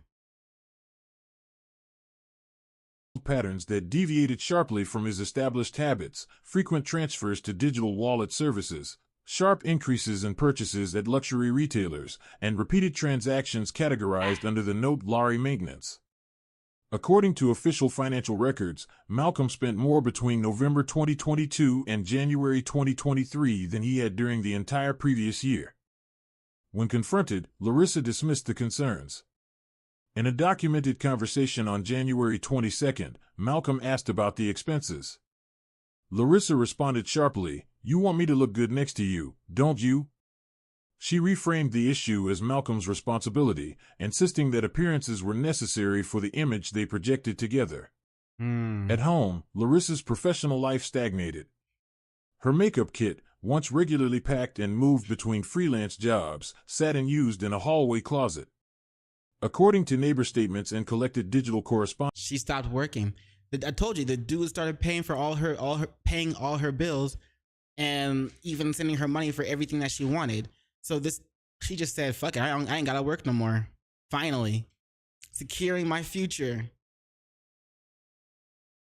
Just straight using this man, bruh. It doesn't seem like she's doing anything for him. she spent most days shopping, scrolling social media, or attending daytime brunch events. Malcolm, growing uneasy, suggested budgeting or that she find steady work. Larissa accused him of being controlling and unsupportive. Of course she did. The tension escalated. Now that she's drained you dry, now that she's almost drained you dry, and now that you're actually saying, "Hey, wait, what's going on?" She's like, "Oh, you're being controlling now. Just shut up and let me keep doing this to you." Sharply on February 12, 2023. Larissa requested that Malcolm co-sign a financing agreement for a 2023 Range Rover Velar. Nah, this is different. Like, yeah, you gotta see it, bro. Like, this is different though. Priced at over $58,000. Malcolm refused. According to messages recovered from Malcolm's phone, he expressed concerns about overextending his finances. Larissa reacted by disappearing. She left without warning, and for 3 days there was no communication. The only sign of her departure was a message written in lipstick on the bathroom mirror: "If I'm not treated like a queen, I leave the castle." She returned unannounced.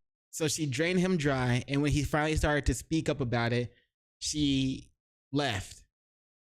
Yep. There's nothing she can't continue to just take this man of his resources, because he's actually like, hey, stop. He's actually saying something about it now. And since he's actually speaking up about it, she doesn't want to deal with him, and she's gone.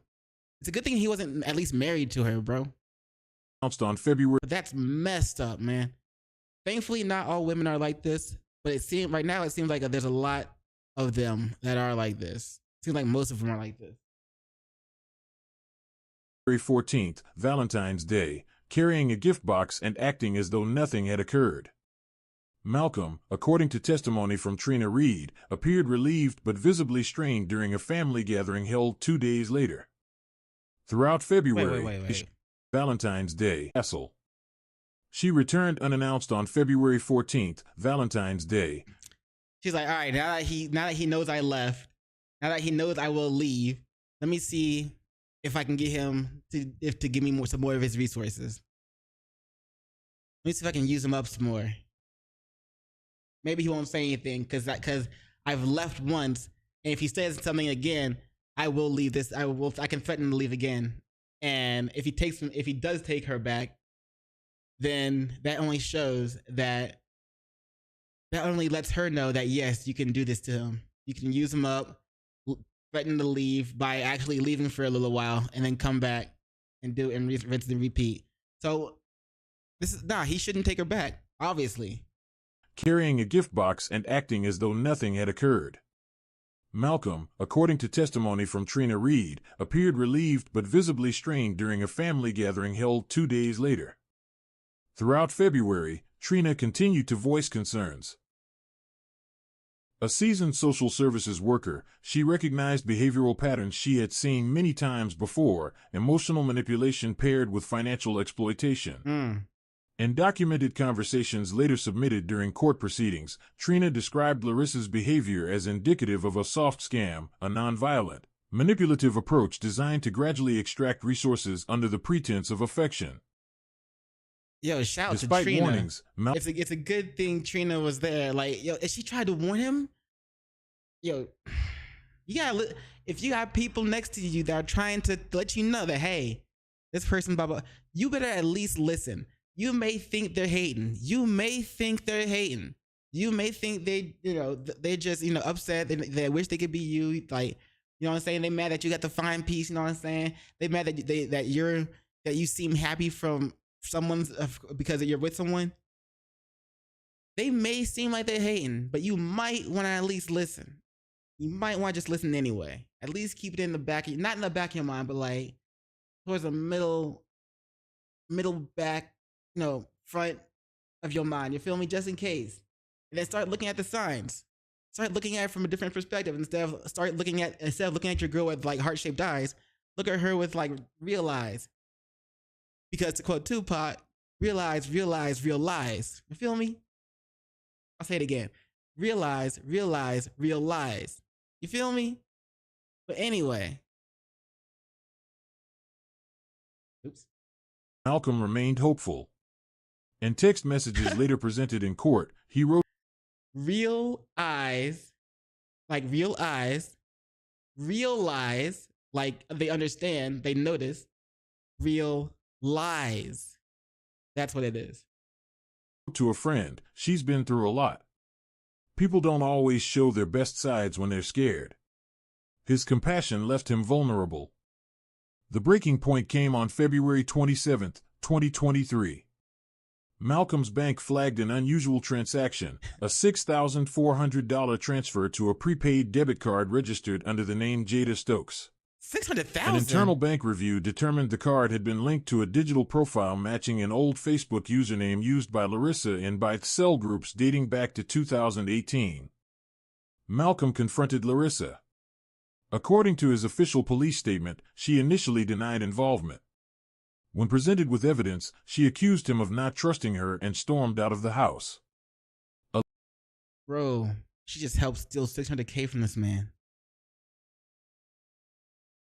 Hell nah. Oh, hell nah. A later search of her online accounts confirmed the connection between Larissa Gaines and the alias Jada Stokes. Investigators found old marketplace listings, messages negotiating sales, and recovery emails tied directly to Larissa's known personal accounts. In early March, Larissa's spending behavior became more erratic. Bank records show increased cash withdrawals, large purchases of designer clothing, and frequent travel between Decatur and Buckhead.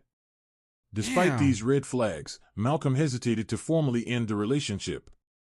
In testimony later submitted to the court, he explained, "I still believed she could turn things around if she felt safe enough."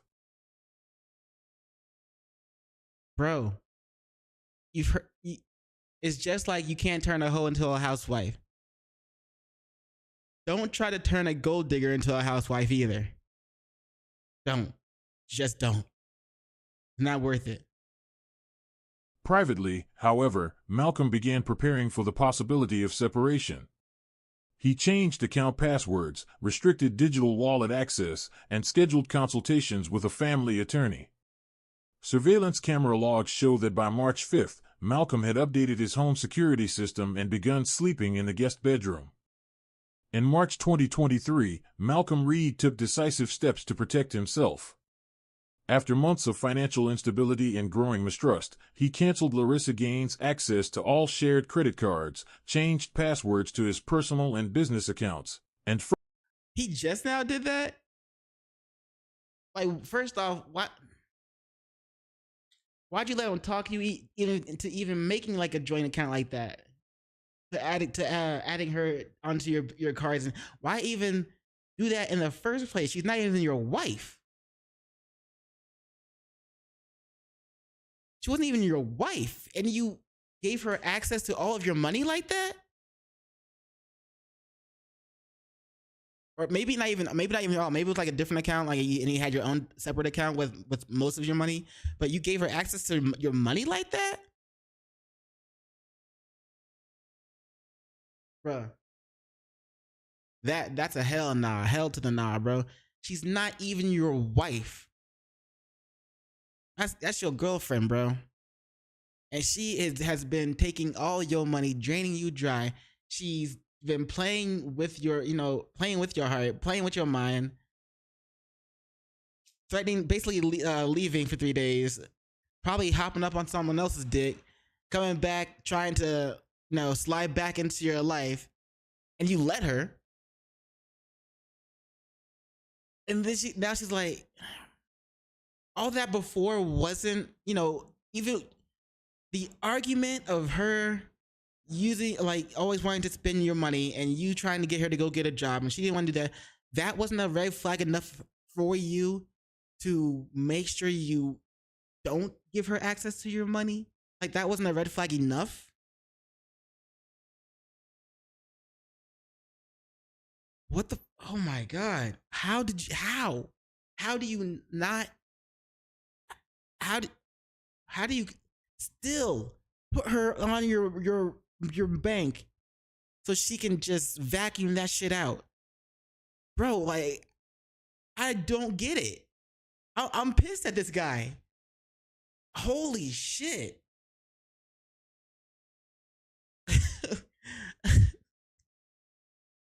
Bruh. Further upgraded his home security system. Surveillance footage logs confirmed the installation of new digital locks and additional indoor cameras between March 2nd and March 5th. Malcolm also moved into the guest bedroom, citing the need for personal space. Larissa's response was immediate but passive. She withdrew into cold silence, avoiding conversations and refusing to acknowledge Malcolm's requests for discussion about the future. According to text messages later recovered during the investigation, Larissa described Malcolm's actions to a friend as punishment and accused him of breaking the trust. The situation escalated on March 11th, 2023, when... Bro, I don't know. If I saw her, I don't think I could fall for her as hard as this guy did. Cause to me, I'd be questioning like, why you look so mannish? That's just me. When Larissa discovered text exchanges between Malcolm and a longtime female client. The messages were professional, relating to car maintenance appointments, but Larissa interpreted them as evidence of betrayal. What? According to Malcolm's statement and corroborating neighbor testimony, the argument that followed was severe. Nah, bro, that's a guilty conscience right there. She's already cheated, so she sees a text from someone else, from a woman on his phone, talking about maintenance, and so she automatically assumes that he's cheated, but she only thinks that from a text about maintenance. Like, she only thinks that because she has a guilty conscience of her cheating. Like, she's thinking, I cheated, so he must have cheated as well. You know what I'm saying? Because there's like, bro, how? Yelling and loud banging noises were heard by residents living adjacent to Malcolm's property on Willow Bend Drive. Police reports confirmed that law enforcement responded twice to the residents during the second week of March. The first call occurred on March 11th, placed by a neighbor concerned about domestic disturbance sounds. Officers documented both parties as agitated but nonviolent, with no injuries observed. The second call, placed directly by Malcolm on March 13th, involved a heated verbal altercation but again resulted in no arrests. Officers advised both individuals on de-escalation tactics and the legal process for eviction, given Larissa's established residence. When Malcolm formally asked Larissa to leave the home, she refused. Hell no, Standing bro. at the top of the staircase during one documented encounter, Larissa stated, "This is my house too." Hell no, bitch, you ain't married. Like, you better call the...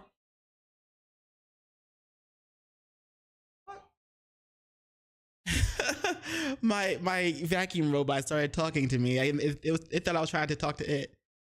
But hell nah, y'all ain't married. Like, bro, you better call the cops. Better get that bitch out of your house, bro. Hell nah. Under Georgia tenancy laws, Larissa's claim had some legal basis. Mail delivery records and subscription confirmations showed her name linked to the address, establishing informal residency rights. What Malcolm did not know at the time was that Larissa had made unauthorized copies of certain keys.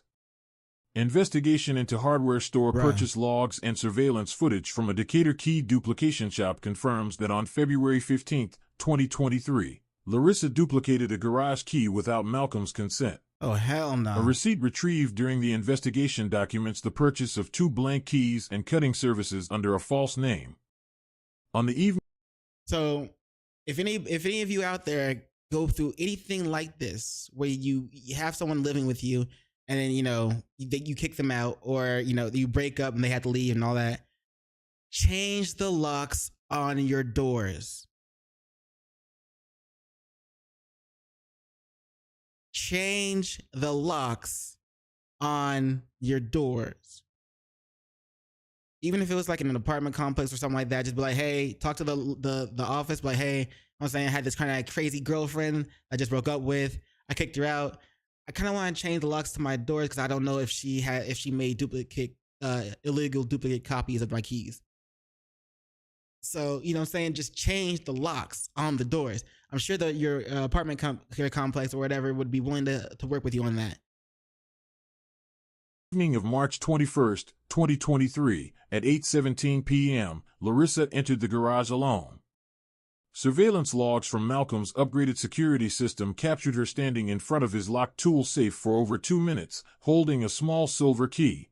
Right. She did not attempt to open the safe at that time, but instead examined it closely, taking photos on her mobile phone. Digital forensic analysis later recovered these images from her deleted files. The footage and recovered data suggest Larissa was methodically studying the safe's design and access points. There was no immediate theft, no confrontation, no overt action. Instead, investigators concluded that Larissa was assessing possibilities, preparing, not reacting. In the weeks following the garage entry, Larissa's behavior toward Malcolm alternated between distant civility and passive hostility. Financial records show no joint spending. No travel occurred. Friends of Malcolm later testified that he appeared worn down and isolated, avoiding gatherings and working longer hours at the auto shop. Trying to get his money back. Privately, Larissa's communication patterns showed increasing signs of resentment. In text messages obtained from backup archives, she wrote to a friend, "He thinks he can just erase me. Watch." Other messages included phrases like, "It's my turn to win," and references to plans without specific details. Mental health experts consulted during the trial described Larissa's behavior as indicative of a transition from financial dependency to obsessive control. It was no longer about maintaining access to resources. It had shifted toward asserting dominance over Malcolm's life, movements, and autonomy. The contrast between Larissa's public image and private actions became starker. On social media, she continued posting photos with motivational captions, appearing at brunch events, and styling herself as an independent, empowered woman. Behind closed doors, her focus narrowed into fixation. Ownership, not partnership, became the objective. After weeks of tension, Malcolm agreed to allow Larissa to return to his Decatur home to collect her belongings. Oh, okay. Text messages recovered from Malcolm's phone show he sent her a message at 2:14 p.m., 7 p.m.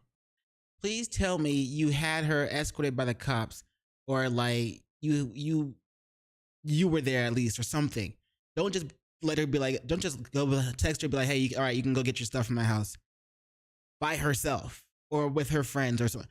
You better be there and have the cops there as well. Something. Because you don't know what she's going to do. "I'll be home. Okay. Be quick." At approximately 6:57 p.m., Larissa arrived at the residence. Surveillance footage reviewed by investigators later confirmed her outfit: black leggings, sandals, and a small white purse. Also, I don't think he should have sent a text saying, "You can come through later, I'll be home then." He should have waited till he got home first, and then be like, "You can come through, I'm here now." Because if you go, "I'll be home, by this time," they might, well, we know that she had a key, but I'm sure he wasn't thinking about that. But that gave her ample time to go back in again if she wanted to. Malcolm met her in the driveway. According to police reports and forensic video analysis, their initial interaction appeared calm. Okay. The two entered through the kitchen door. Once inside, the tone shifted. According to footage timestamps and subsequent police interviews, Larissa initiated a confrontation. She accused Malcolm of using her, claiming she had sacrificed her time and efforts only to be discarded. He was using her? Excuse me? How could he be using her when she's the one that took all of his cash, used him up, threatened to leave him, came back, used him up some more? Like, everything for her was me. And the moment he says, "Hey, what's going? Hey, what can we stop spending so much?" She's like, "Oh, you're being so controlling. Can you get a job? Oh, you're being controlling." Like, bruh. And this man still took her back. Come on, man. It's like men need to be desensitized from talking to women. Because this guy, maybe he doesn't have a lot of experience talking to women or something like that. Or being around women, even beautiful ones. So he was willing to do all this. I mean, he's definitely you would say blue pilled. But like men have to find a way to get desensitized to being around and talking to women. You have to however you can in your life, figure that shit out, because like these women be playing mind games, bro. Not all of them, but seems like a lot of them, if not most, are just playing mind games constantly and trying to use you however they can, bro. So be careful out there. Malcolm responded by accusing her of financial exploitation, stating she had drained him emotionally and financially. The final clearly recorded sentence from Malcolm, according to the forensic transcript, was, "I'm not paying for you anymore." At 7:42 p.m., according to the official police timeline, Larissa retrieved a small pistol from her purse and shot Malcolm in the head at close range. Bro, what the fuck? The bullet entered through the left temple, consistent with ballistic and medical examiner reports. Bruh. To shoot somebody point blank in the head, you have like that's still, what I'm saying? It's not like you're physically, stabbing them or like physically doing it, but to shoot them in the head point blank, that you can't have any feelings for somebody when you do that, bro. Yeah, she basically kept him hostage, especially after he let her move into his house. You're right, MCM. Yeah, dude was a hostage from the jump. You're right. And it's like, oh my God. I'm still mad that he took her back. If he'd never taken her back, he could have avoided this. But this is exactly like I was saying. Men need to find a way to be desensitized to women, because they may look all sweet and innocent, but a lot of them, if not most, are just look like that. But it's like, you know what I'm saying? You don't see the horns and the tail from the back, bro. Like a lot of them are just they know ways to manipulate you so bad, bro. You gotta be careful out there. Again, that's not all women, thankfully, but it seems like it's either a lot, if not most, or maybe they're just the ones that are the loudest that talk like that do that. And maybe it's like, maybe they're actually like a very small percentage of most of all women. But right now, they're the loudest, and it seems like they're the only ones saying anything. Malcolm fell backward, striking the tiled kitchen floor. Multiple neighbors later reported hearing a loud bang around that time. 911 call logs show the first call was placed at 7:45 p.m. by a neighbor who stated they heard what sounded like a gunshot and someone falling. Emergency services were dispatched immediately. When officers arrived at approximately 7:52 p.m., Larissa was no longer at the scene. Malcolm was found unconscious but alive, lying on the kitchen floor, bleeding heavily from the head. Officers administered emergency first aid until paramedics arrived. Malcolm was transported to Grady Memorial Hospital in Atlanta in critical condition. Yo, I'm gonna say this real quick, but low key, it's a good thing he lived in such a nice neighborhood. Because if he was in like the hood or something, cops might have taken a little bit longer to get there and might not have made it in time. Get your money up. Get in that good neighborhood. Further investigation revealed that after the shooting, Larissa used Malcolm's Venmo account to pay for a ride. Transaction logs show a payment to a private rideshare driver at 7:48 p.m. Phone location data obtained via warrant placed her en route to Birmingham, Alabama, less than an hour later. By midnight, Larissa had checked into the Fairview Inn Motel in Birmingham under the alias Nicole Sharp. Motel registration documents, reviewed by the Birmingham Police Department, confirmed her use of a fake ID. Surveillance footage from the motel lobby and parking lot shows Larissa accompanied by an unidentified male, later determined through investigation to be a recent online acquaintance she had met through a dating application in late March. When Larissa was apprehended 36 hours later, her personal belongings were inventoried by authorities. In her possession were a .380 caliber pistol, later confirmed through ballistic testing to be the weapon used in Malcolm's shooting. A roll of cash she still had the weapon on her. Okay. Totaling $2,740. 2 synthetic wigs in black and blonde colors. The silver key Malcolm used for his locked garage tool safe. Authorities concluded that Larissa had planned aspects of her flight in advance. Analysis of her online activity in the days leading up to the shooting revealed searches related to temporary housing, alias creation, and prepaid financial services. Yo, she plotted. No immediate effort was made by Larissa to contact emergency services after the shooting. There were no texts or calls to 911. No attempt was made to alert neighbors or authorities. Investigators highlighted this in the prosecution's narrative, arguing that her primary concern post-shooting was self-preservation. It's a good thing the neighbors heard it and called the cops. That's how you know he's definitely in a good neighborhood.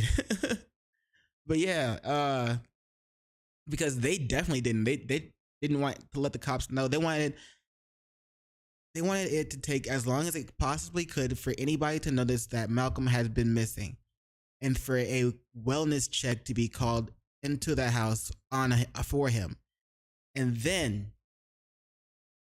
Or maybe like the delivery person is like, or someone he knows has been looking for him, and then they call the cops. But they wanted to wait as long as possible before the cops were called. Thankfully, the neighbor heard and called the cops. And I think that contributes to a big reason of why they were able to catch her before the flight.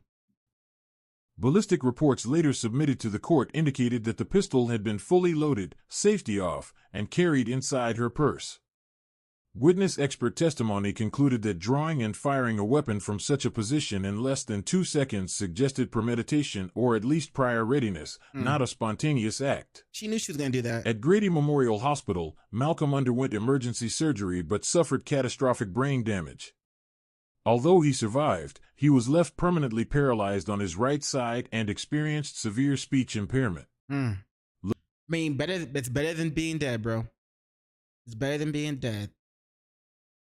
That's a blessing, bro. Congrats, man. That's good shit.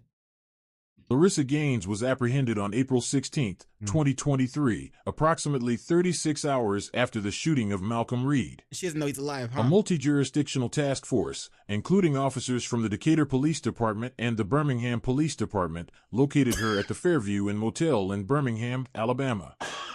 Surveillance footage captured the approach and arrest. Larissa offered no resistance. During the booking process, Larissa refused to provide a statement. She invoked her right to remain silent and I wish they would have shown the video of arresting her. Declined to answer any questions posed by investigators. Her initial court-appointed attorney filed a notice asserting that Larissa had acted in self-defense during what was described as a volatile and emotionally abusive relationship. Excuse me. This narrative would become the foundation of her defense strategy. However, from the beginning, the state built a different case.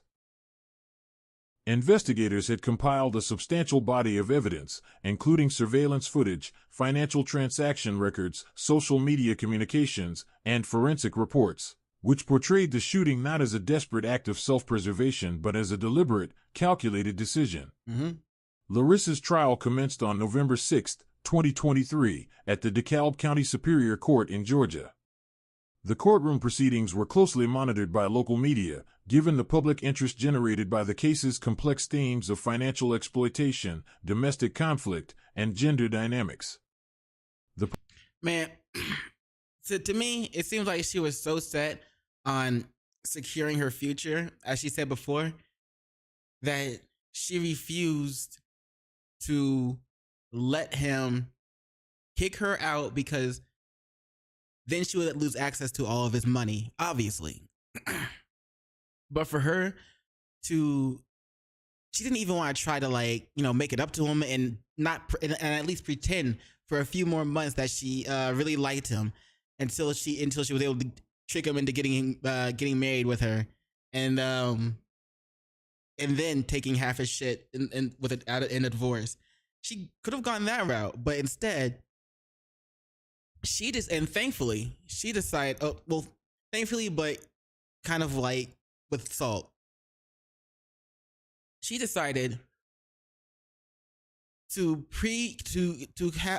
do premeditated murder and try to just steal from this man and flee the state and act like and try to get away with it. That's she really didn't like him. She really didn't care for him at all. Like, I'm surprised she didn't care enough for him, let alone the bag. Let me not say it like that. She didn't care enough for him to at least pretend to love him in order to get married. Instead, she went the death route. I'm still surprised about that, bro. Like, but thankfully, but not, you know, with Salt, she went that route because he obviously lived, and now she'll, you know, do time for this. Man, the more and more crimes like this happen, I feel like the more and more we could eventually get to the point where it's like fraternity fraud. It gets marked as a crime. You know what I'm saying? Like, we could, with shit like this continuing to happen, like, people are going to kind of wake up to being like, yo, women are kind of like, they're not all the angels that can't do no bad, that can't do no evil. They're not really that type of person, are they? We should probably, you know, actually look into some of these other things that could be crimes that they do, like fraternity fraud. But anyway. Prosecution, led by Assistant District Attorney Monica Fields, presented a timeline meticulously constructed from digital and physical evidence. They introduced video footage from Malcolm's home, forensic financial logs from his personal and business accounts, and screenshots of private messages Larissa had sent to friends in the months leading up to the shooting. One such message, dated February 2023 and recovered from an encrypted messaging app, read, "He's slow but he pays. I'm stacking." Prosecutors argued that this message demonstrated Larissa's manipulative intentions and her view of Malcolm as a financial resource rather than a partner. Yep. Trina Reed, Malcolm's sister, served as a key witness for the state. During her testimony, she detailed the significant behavioral and financial changes in Malcolm's life after Larissa's arrival. She recounted warnings she had given Malcolm about Larissa's spending patterns and described the emotional strain she observed leading up to the incident. Trina's testimony was corroborated by financial experts who confirmed the sharp deviations in Malcolm's financial behavior beginning in December 2022. The lead detective assigned to the case, Detective Samuel Carter, testified that the evidence at the scene was consistent with a premeditated act. Carter described Larissa's actions following the shooting, including the use of Malcolm's Venmo account, her rapid departure, and her preparation of false identity materials, as demonstrating clear consciousness of guilt. He characterized the shooting as cold and calculated. Larissa's defense team emphasized the absence of a stable support system and portrayed her as emotionally fragile. They claimed that her sense of imminent threat justified her actions, even if the evidence did not show direct physical aggression from Malcolm at the time of the shooting. However, forensic evidence challenged this narrative. Medical reports showed no signs of a struggle at the scene. Malcolm bore no defensive wounds, and there were no indications of physical violence leading up to the shooting. Of course, she's The walking bullet and shot him. trajectory analysis showed that Malcolm had been shot at close range while facing Larissa, consistent with a targeted and deliberate act rather than a chaotic or defensive incident. Again, to take somebody out like that, that close to them, and like with a headshot, like, that's, I want to say it's personal, but like we know she didn't see him as a partner. She only saw him as an ATM. So it's not as personal as it could have been, I guess. But still, that's straight evil, bro. Perhaps the most impactful moment of the trial came when Malcolm Reed testified from his hospital bed. Due to the severity of his injuries, he struggled to speak, but with the assistance of speech therapists and visual aids, he was able to answer basic questions posed by prosecutors. Good shit. When asked if Larissa had ever threatened him or if he had ever threatened Larissa, Malcolm, visibly emotional, mouthed the word never. Court observers noted the silence that followed his testimony. Jurors appeared visibly moved, and court records show that several paused to take notes immediately after Malcolm's statements. In closing arguments, the prosecution reiterated that while Larissa's background was tragic, it did not excuse or justify premeditated violence. They framed the case as a matter of exploitation culminating in a conscious decision to harm a man who had offered support and trust. That's messed up, too. The jury deliberated for less than 5 hours. On November 15th, like, if you think, yeah, like he said, like he provided all of this stuff for her. Like she quit she basically stopped working and just lived off him as well. And then he left him and then came back to him and then moved in with him. Like he provided all this stuff to her. But since she was incapable of showing gratitude, she couldn't even act like she liked him or was grateful for him or anything. She just like, this is what you're supposed to do. You're supposed to give me all this because I'm pretty or because I'm a girl. This is what you're supposed to do. And once that lifestyle for her was threatened because she couldn't even act right, she decided to kill him.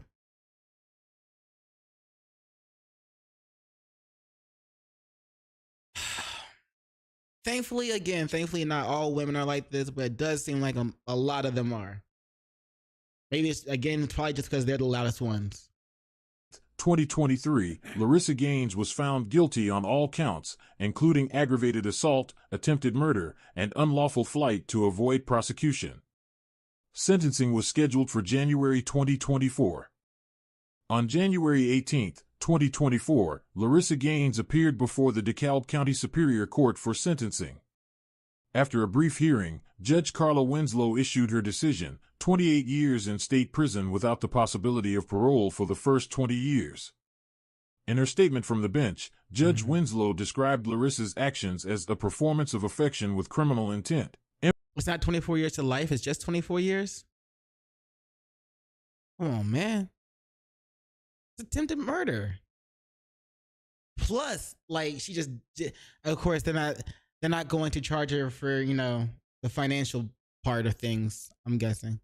Unless I missed them saying that they were. But I'm guessing they didn't. Emphasizing that the evidence showed a deliberate exploitation of Malcolm Reed's trust for personal gain. The courtroom was silent as the sentence was handed down. Larissa, wearing a standard-issue jumpsuit, showed no visible reaction. She declined to make a statement when offered the opportunity. In the days following the sentencing, public interest in the case reignited. A video clip surfaced from Larissa's personal Instagram account, originally posted in December 2022. In the short video, Larissa clinks a wine glass toward the camera and says, smiling, "If you ain't upgrading my life, you're downgraded in it." The video, initially unnoticed, was shared widely across social media platforms, amassing over 3 million views within a week. Commentators cited it as a chilling reflection of the mindset prosecutors had attributed to her during the trial. Meanwhile, Malcolm Reed's life had changed irreversibly. Following his discharge from Grady Memorial Hospital in August 2023, Malcolm moved in with his sister, Trina Reed, who assumed full-time caregiving responsibilities. Medical reports indicated that's a good sister. But at the same time, she's sitting there going, "I told you so." that Malcolm required assistance with all daily activities, including eating, bathing, and physical therapy. Damn. He remained paralyzed on his right side and suffered significant speech impairment. Financial strain compounded the situation. Malcolm's auto repair business, once a respected establishment in Decatur, was sold in September 2023 to cover mounting medical expenses and legal fees. In an interview with a local news station shortly after Larissa's sentencing, Malcolm, speaking slowly and with the aid of a speech therapist, said, "I saw her as a partner. She saw me as an ATM." Told you. Despite the media attention and public debate, Trina Reed chose to maintain a low profile. Through her attorney, she released a brief statement after the sentencing. "Our focus is on Malcolm's healing, however long that takes. Justice was served, but there are no winners in a case like this." As of early 2024, Larissa Gaines is serving her sentence at Pulaski State Prison in Hawkinsville, Georgia. She has not given any interviews or issued any public statements regarding the case. Malcolm continues to receive ongoing care, with local community organizations occasionally stepping in to provide assistance for medical expenses. Friends and former clients from his auto shop have organized small fundraising efforts to support his rehabilitation costs.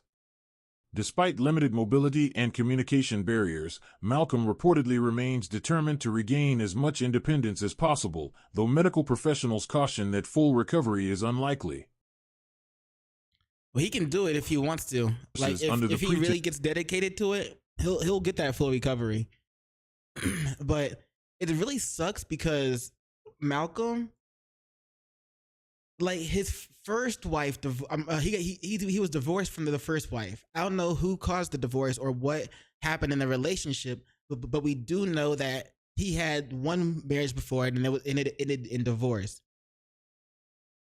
And then the next girl he gets, deeply involved with tries to off him, tries to unalive him. Malcolm, bro, you might have bad taste with women. Like, you might have bad taste in women. You might when you get that full recovery, my guy, you need to, make sure you vet them more. Like, you make sure you they ain't gonna try to harm you in any way, shape, or form. But that's the end for this video. Let me know what you guys think in the comments below. This was by Crime Case Files. This videos like this should be a lesson to everybody to make sure you know who your partner is, whether you're male or female. Make sure you know who your partner is, like their personality and everything. You don't want to be dating some chick and find out she's not right and then proceed to get married to her, and one day you wake up and she's standing over you with a knife or something because you knew she wasn't right, and that part of her really decided to show out that at that moment. So make sure you know who your partner is. Be careful. And fellas, don't let women use you as an ATM. Like, I noticed the signs. Try to notice that shit early and just say no. It's not worth it, obviously. But anyway, that's the end for this video. I hope you guys liked it. Be sure to check out Crime Case Files, and don't forget to do those 3 things that I asked you to do, that I like to ask you to do. And like, comment, and subscribe. And don't forget to hit the notification bell for more videos. Yeah. And you know what it is after that, in case I don't see you. Good morning, good afternoon, good evening, and good night. Peace, and much love to you.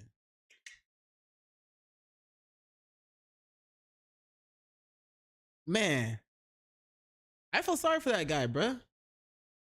Like, damn. First he got divorced, and then he got shot at. Like,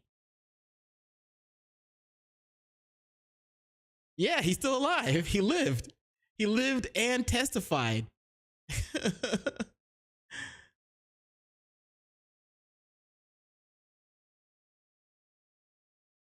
I'm just as surprised, bro. I'm just as surprised. All right, let's get ready for some Yakuza 3. I'm pretty sure, yeah, we're on chapter 9.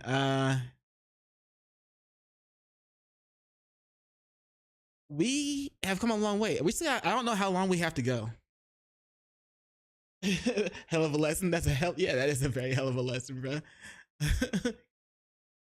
That's an important one though. Shit. Like, imagine going through that.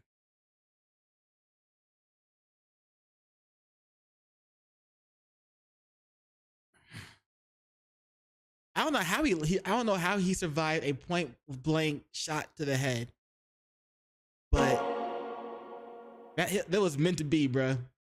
A point blank shot to the head, and the man survived. I'm surprised she didn't shoot more than once. I'm surprised she didn't. Yeah, I'm surprised she didn't shoot more than once. It's a good thing she didn't.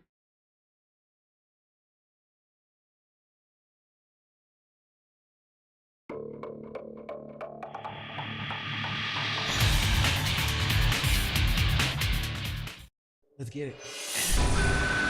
Hold on, let me close this.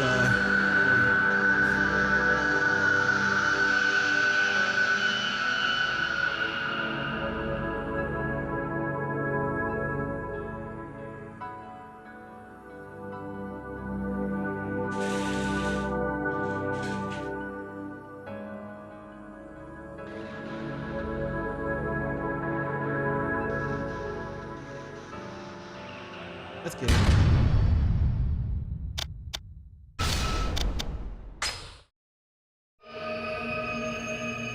Chapter 9, The Plot.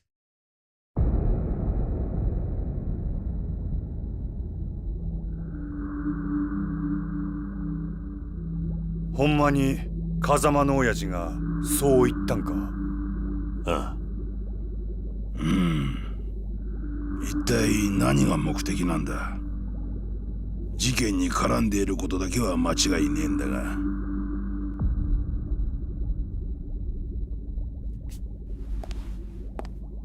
どうした？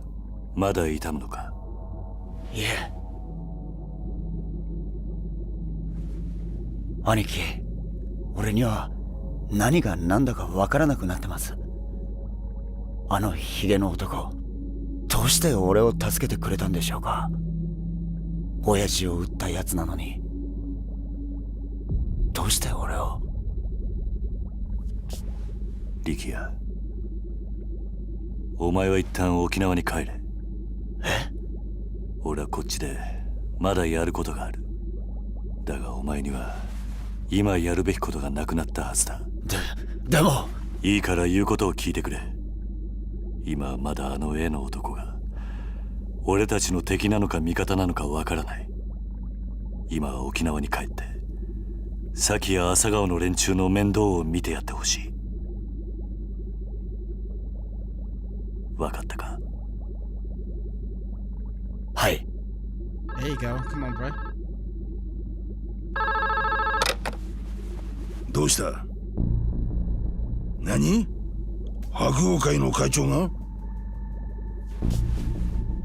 おい桐生、どうも白鵬会の峰が直接お前に会いたいとここに来ているようなんだが。Huh. What's that supposed to mean?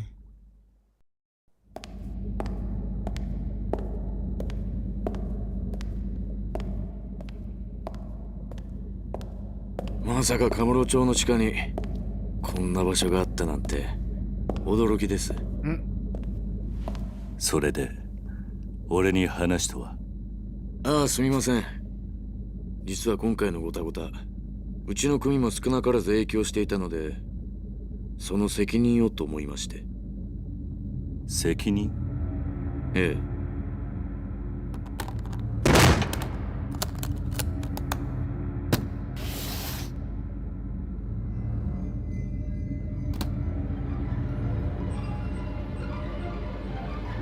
A lot of money? Ahead?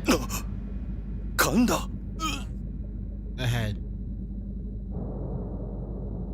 これはどういうことだ？ They actually got him? That's not it. そう、キリュウの野郎。絶対許さねえ。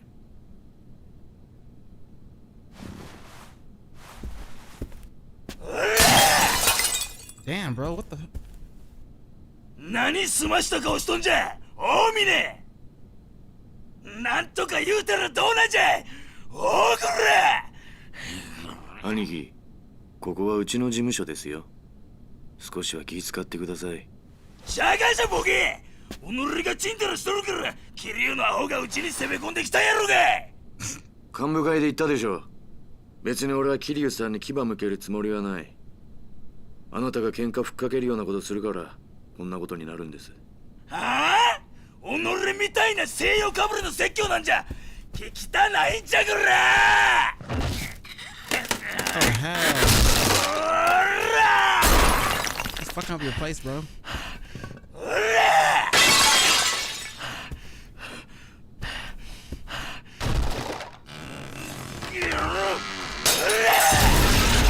Oh hell no, bro.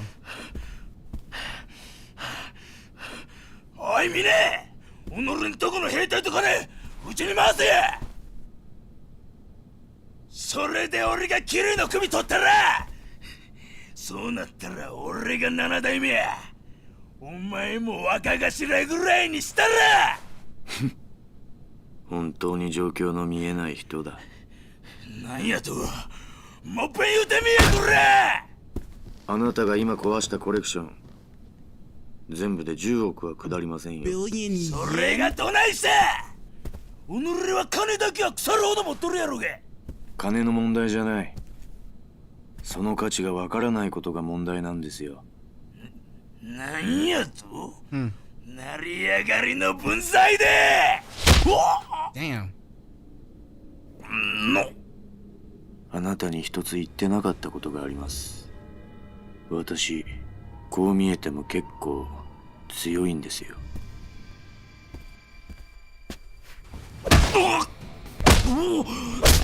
Damn. Damn.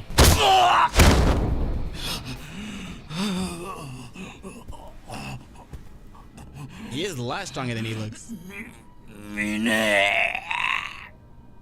あんたとの縁もこれまでだ。俺は桐生さんに義理通してきます。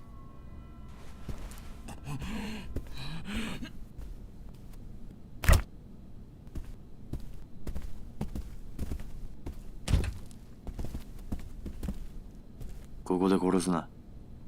これ以上部屋を汚したくない。はい。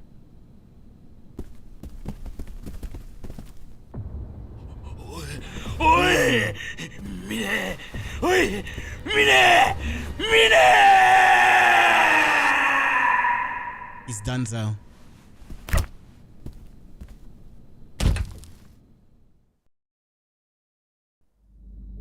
神田のような男、必要以上に大きくしてしまったのは私です。手洗い方法を取りましたが、錦山組の一件、これでけじめとさせてください。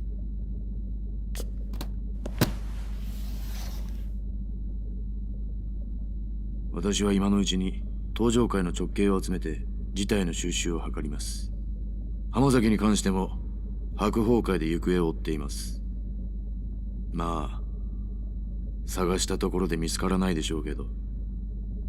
奴の行き先に心当たりでもあるのか？ええ、おそらく日本にはいないでしょうね。どういうことだ？ジャカ日本支部の総統だったラウ・カーロンが死んだ。当然中国のジャカ本部は黙っちゃいません。ラウと共に行動していた浜崎は彼らの手によって拘束されているに違いありません。浜崎以外の組員は横浜港から死体で上がったという話ですしね。ジャカが。どちらにしても白鵬会が手を出すまでもなく浜崎組は消滅するでしょう。私としては中国と戦争にならないようジャカ本部と早々に手打ちするつもりです。そうか。桐生さんは崩壊しかけた登場界にとって今一番必要な人です。Yo, is this guy really my friend? Okay. お体にお気をつけて。I kind of like him. He's kind of badass. I hope I can trust him. それでは。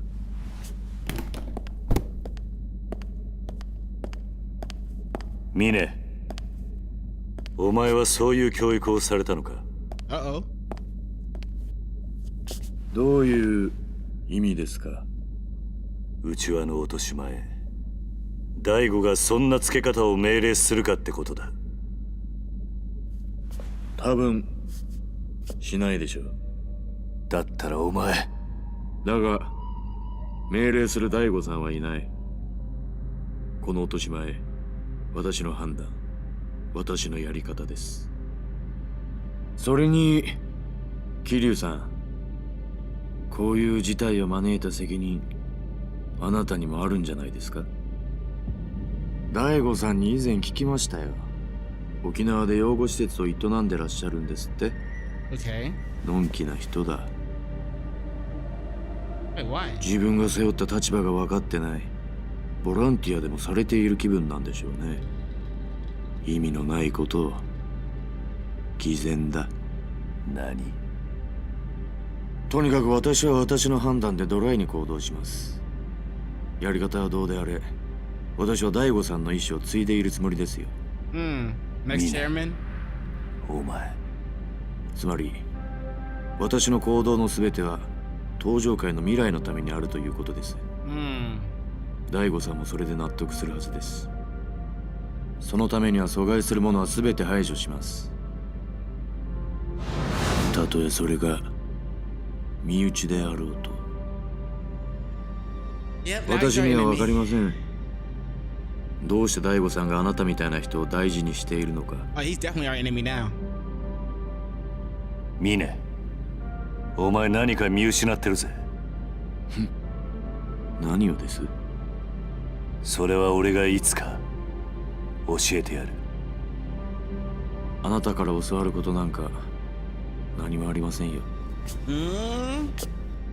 Can't want to talk shit.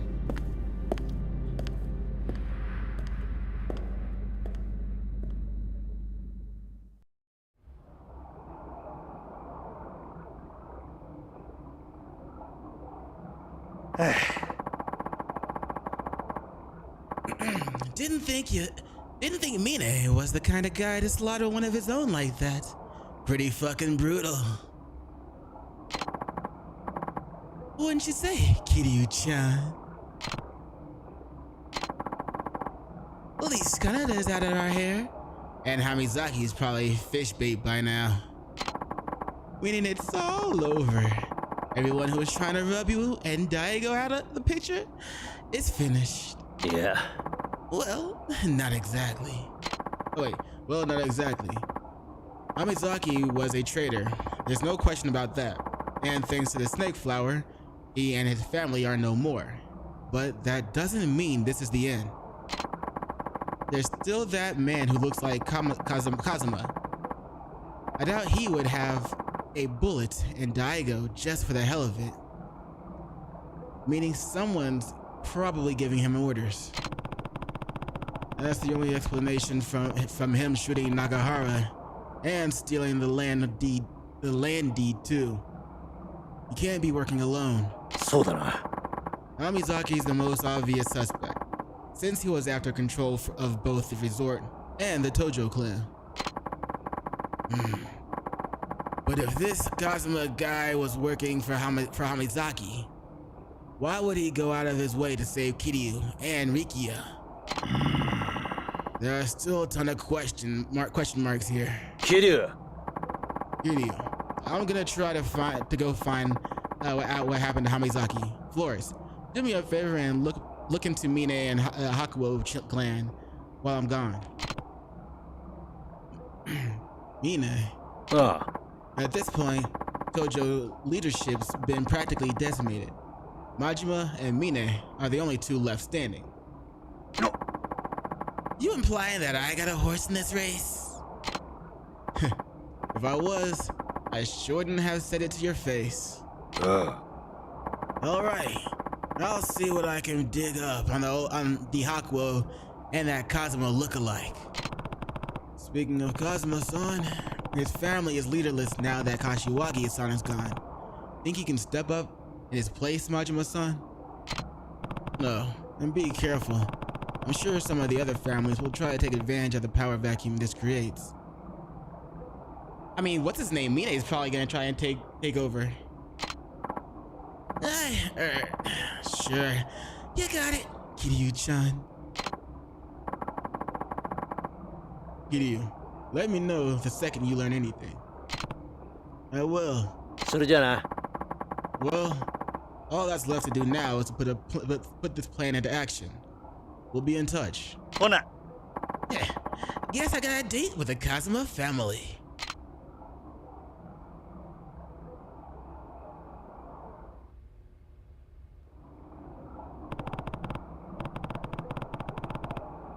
First things first, I gotta make sure Rikiya gets back to Okinawa.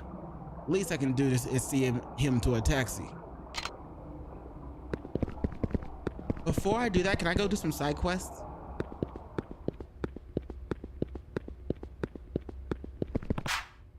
Oh, never mind. They won't let me. Bro, what if the glass breaks down here? It's a big ass tank.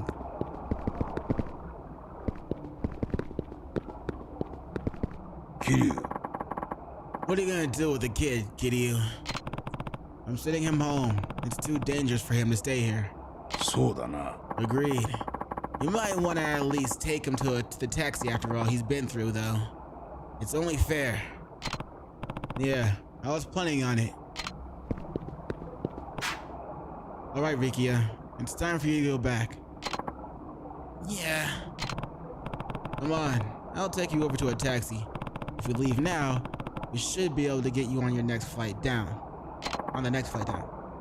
It's okay, Aniki. I can go on my own.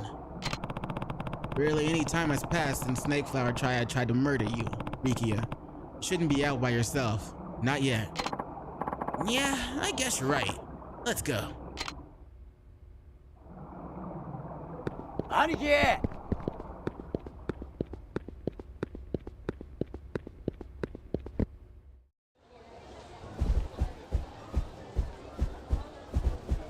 Aniki!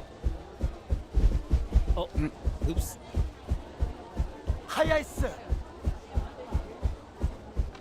Don't stare at the women. Keep your focus. Keep your focus on the exit. Don't get stuck on Temptation Road.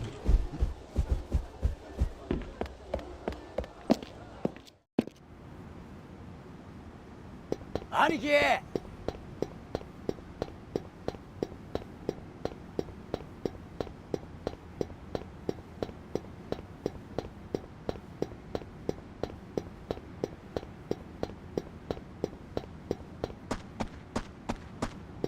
Might as well talk to this guy. Shifty-eyed man. Hey, you. I got some good stuff over here. You interested? Oh, he actually sells stuff. Stamina X, Turner, Black Umbrella. You like the Black Umbrella? You could probably use it for a weapon. Hell, my pops was a beast with one. Huh. Had a scarf. Smells bad. It might save your ass in a fight. Just leave it behind when you go to the club. Bloody cloth? I thought this bloody cloth might come in handy for something. So I set it aside. Why? Ew. Kind of gross though, isn't it? Yeah. Small hydraulic suspension. Not sure what the type suspension is for. Mystery liquid. Someone from my clan brought this stuff in. Looks like milk almost, but I wouldn't. Ew. But the bigger mystery is how he got it. Ugh. Old bell. An old rusty bell. Its melancholy sound brings people down a little when it rings. One out pillow. How much to say about this one out pillow except that it makes pretty good cushion. Rage sack? Ah, the rage sack. Push the button and it will scream obscenities. Great for parties.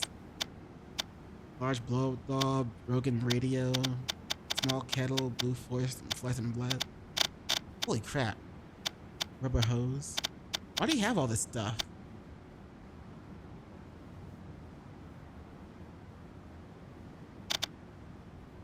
What's it for?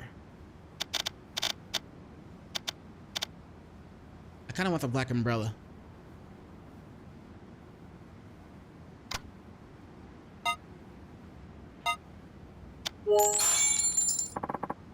Come again.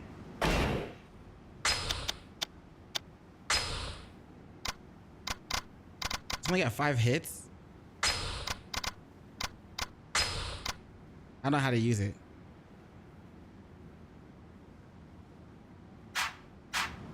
Like, what button would I push to bring it out? Also, I should probably go get some more sushi. If I find a Mr. Popo's thingy. Oh, another. There's the taxi right there. Alright, I feel like I should get some sushi. Before I take him to a taxi, I don't know what's gonna happen.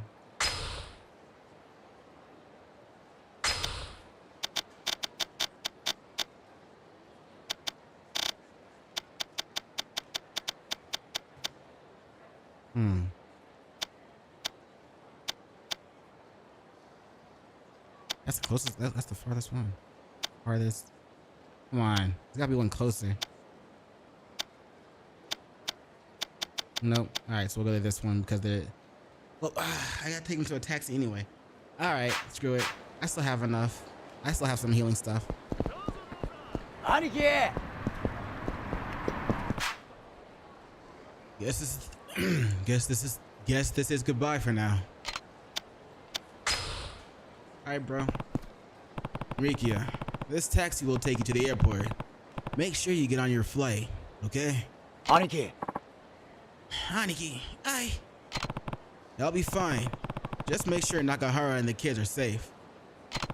After all, we still don't know who we're up against. It sounds like this whole thing is out of the Tojo clan's hands, at the very least. And with Nakahara still in the hospital, you're the only one those kids can rely on. Same goes for the Ryudo family. They're all counting on you, Rikia. Right. I won't let them down. Anyway, I guess it's time for me to go. Try keeping yourself out of harm's way. Okay, Aniki? Yeah. I'll be home soon.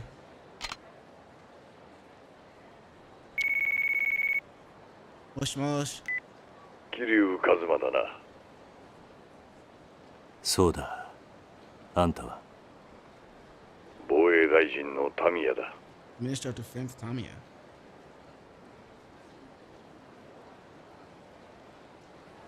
タミヤだと。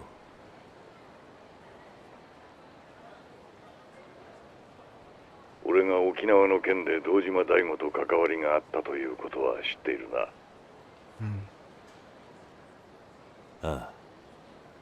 1年前にあんたの秘書のトーマから聞いている。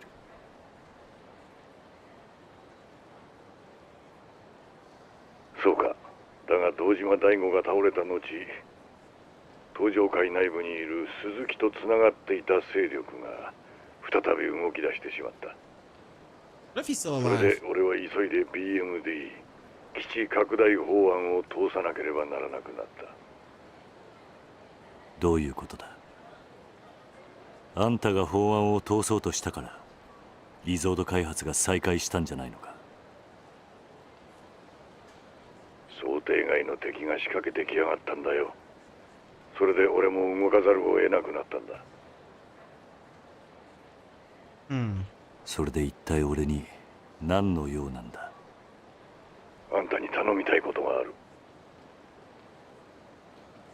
リゾート開発を再び止めるということか。そうではない。だが結果的にはそうなる。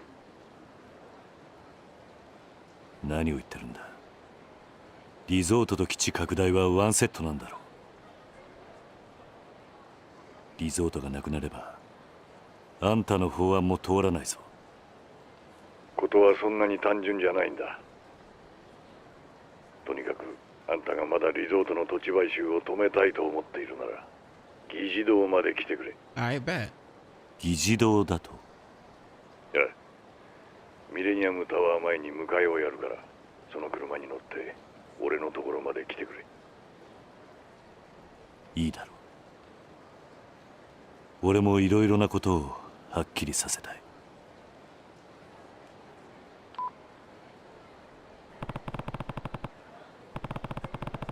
What could Tamiya want with me? And who's that third party he mentioned? I knew there was more to this than just some internal Tojo clan feud. I should let Date-san know what's going on.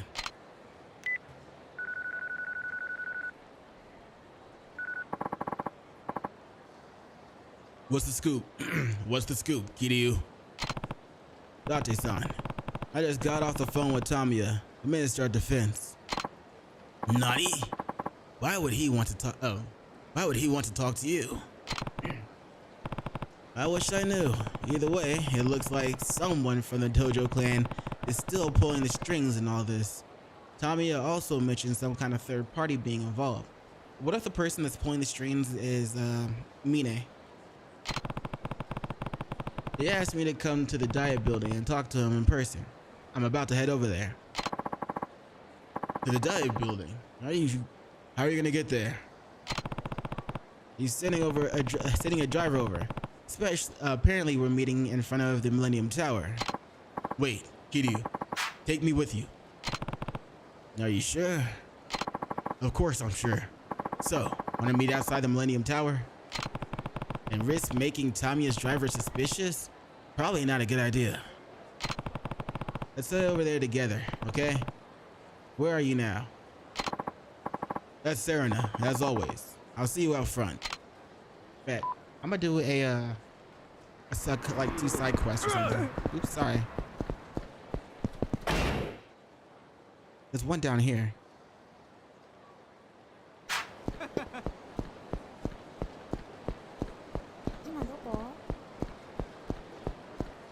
I still have other side quests to do.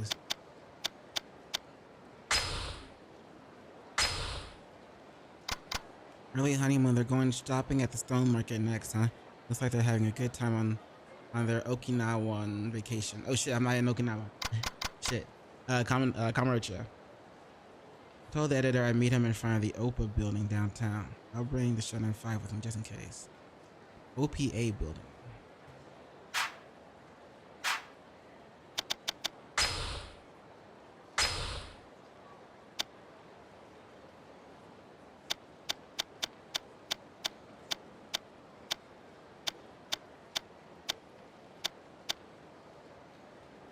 Orchard Palace, Mahjong?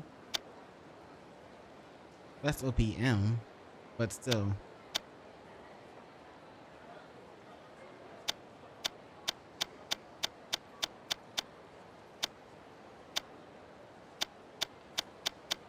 I don't see any OPA buildings. So we'll go to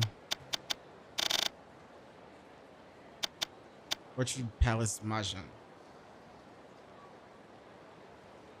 It is kind of in downtown, right? So. Taxi. Oh.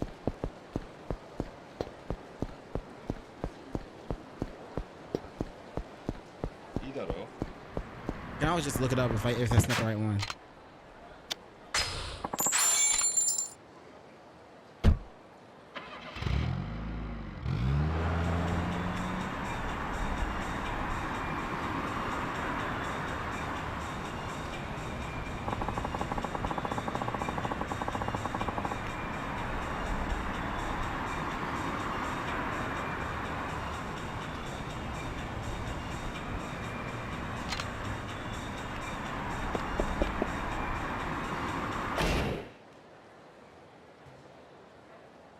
I think it's, oh, it's over here, okay.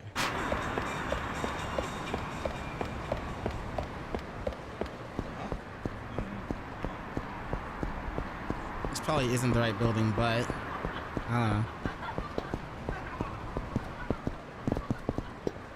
Yeah, this is it here. We're not out front of it.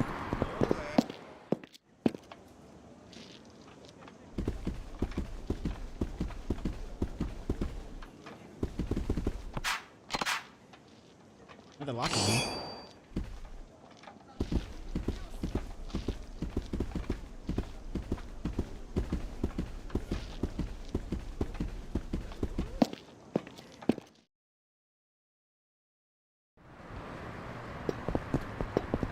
Alright,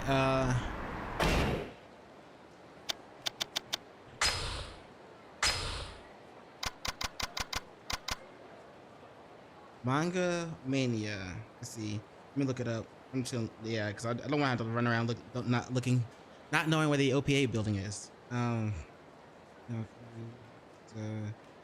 3, Manga Mania.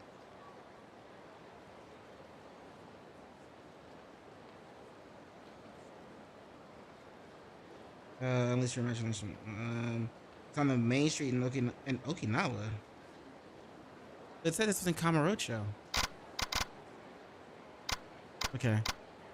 Ghost from the past. Photographer who took that photo is at Shellick. Maybe I'll head over there. All right, Shellick.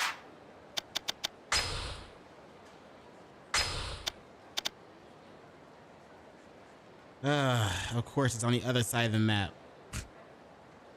In the Champion District. That's fine. I'll take the taxi back over there. Oh.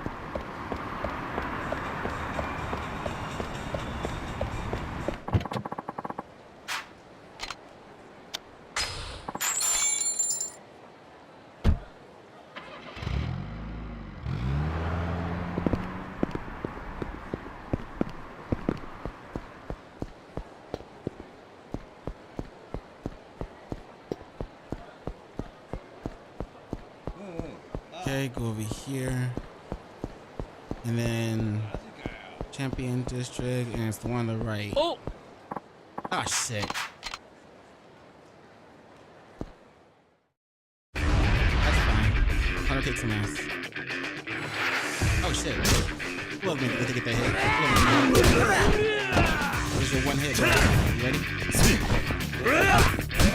your one hit, I should say.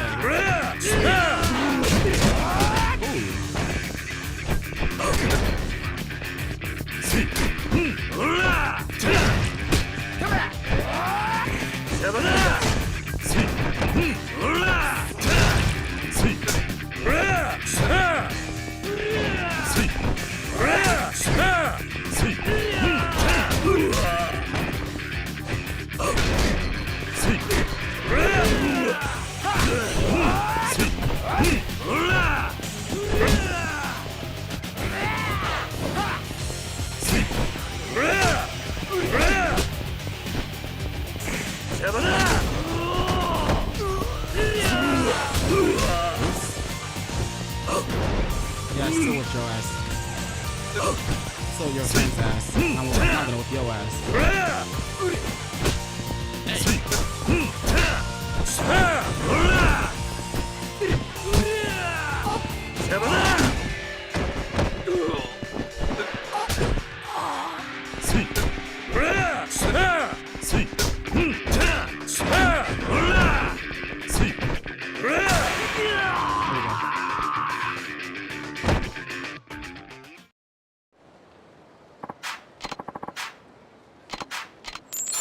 Yeah, pay up.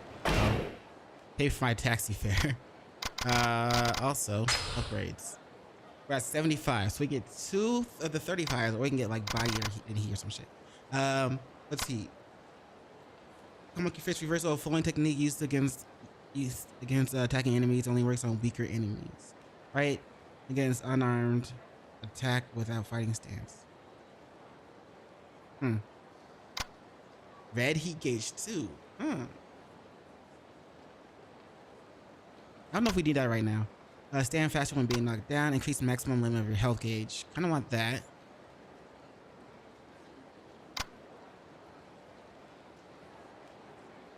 An attack executed while quick stepping. Boost speed of combat. I kind of want that. Blocking enemy attacks. Okay, increase the heat gauge. Increase the maximum limit of the heat gauge.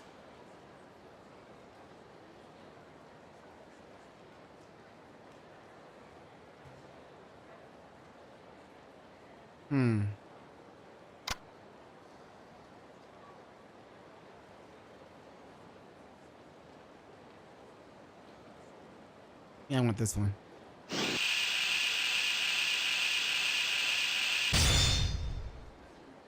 And this one. Oh, not that one, this one. This is speed of combo attacks. Alright, we're good.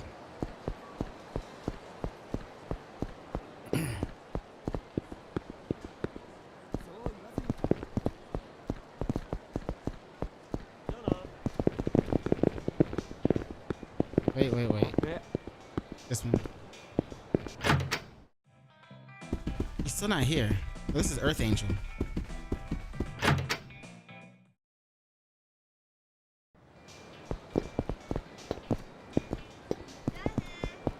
Back this way.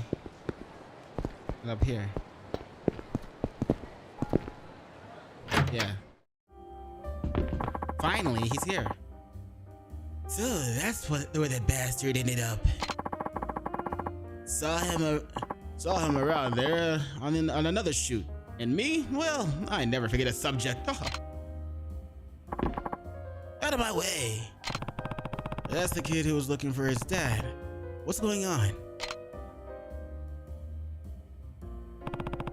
The journalist was just telling me about a photographer named Yanai. That you? Uh-huh. I'm a freelancer. What if I get any real money-maker shots? I sell them to the mags. And you're the Dragon of Dojima himself. I take it you sent the kid here? I just saw him run out. What happened? You remember this guy in the magazine photo? The one right behind you?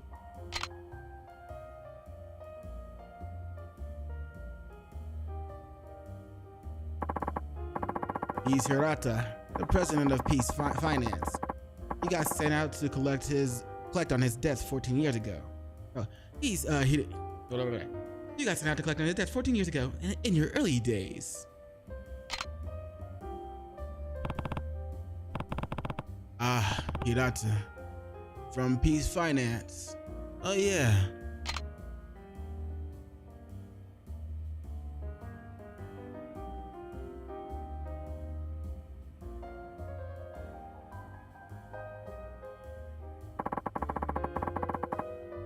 I've been chasing scoops in Kamurocho a long time, but one story really caught my eye. Yours, the Dragon of Dojima. You always had this strange intensity, even in the beginning. I could tell you'd make it big someday. Why is Hirata looking so ragged now anyway? The guy looks like a vagrant. Well, you pushed him so hard to repay his debts, he lost face as a loan shark. All his prospects in Kamurocho faded away. He lost everything and ran off, leaving his family saddled with all the debt he left behind. I see. That guy was Hirata's son. How do you know so much about Hirata, anyway? At the moment I took the photo, he was getting ready to stab you in the back. Nani? I suspected you'd been involved in the bombing, so I set myself up in Kamurocho for a stakeout. Once he saw I had my camera trained on him, Hirata dropped the knife and ran off. You gonna let him stab me? Bro. He had murder in his eyes that day. I could smell a story brewing, so I went after him. And that's when he filled you in. Yep, it was too good for a story to pass up. Journalists gotta do what a journalist gotta do. That kid planning on killing his old man? What do you mean?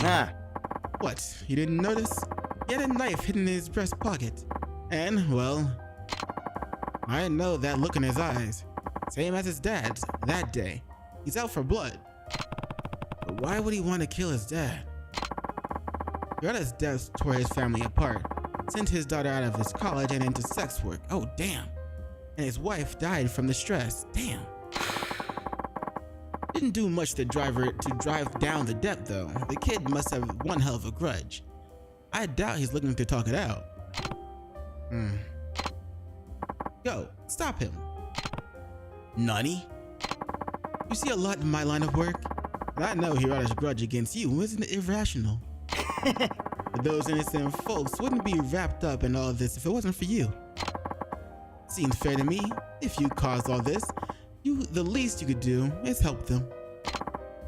Besides, nobody can just sit back and let the kid kill his dad. Not even you. And you'll follow along, get your photos, and make a profit off of it. Yeah, sounds about right. As long as someone's willing to buy the story, I'll sell it. Where did Hirata's son go, anyway? West Park, you know, where all the homeless are. That's the old man's home these days. West Park, huh? That's all the way on the other side of town, isn't it?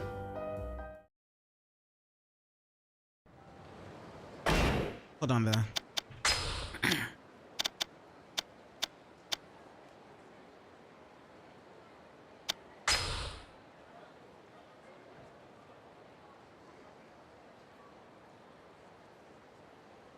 I went to the bowling alley once already. I don't know. I'll worry about that when I'm offline.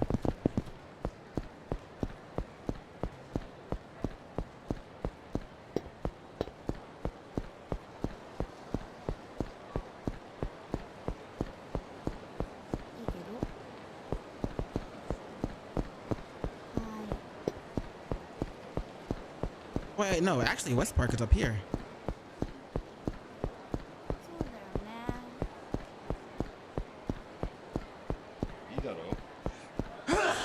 Excuse me.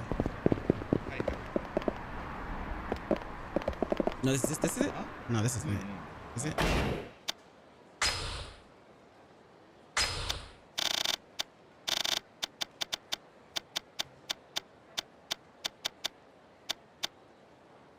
Okay, yeah, this is it.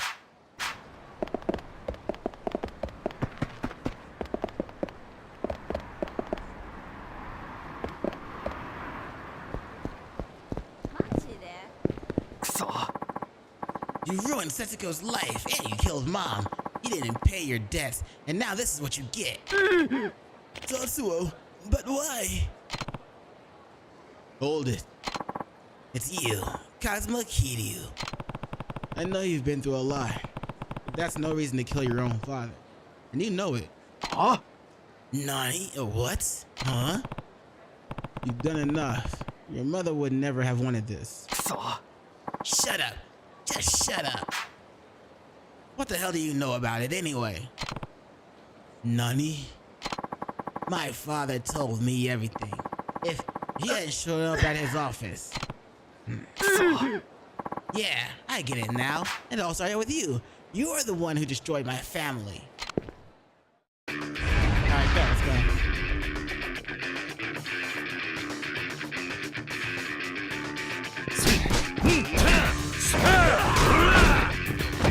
Work this a little bit.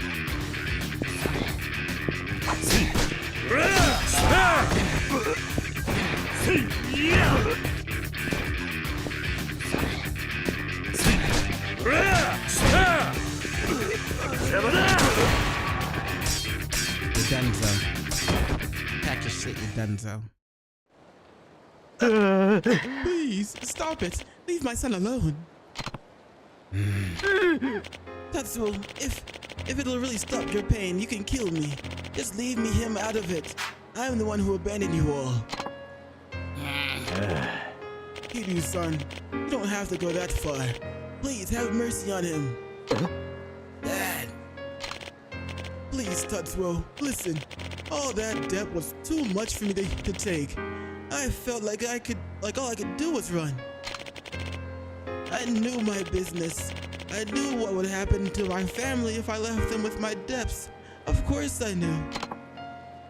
I don't know what I was thinking. I never thought about how all my strong arm tactics would come back to haunt me. And now, after a decade of being on the run, I'm just a broken, homeless man. Sad old man, he says. All I wanted was to see you one more time before I'm finally gone, he says. Dad, I needed to see you.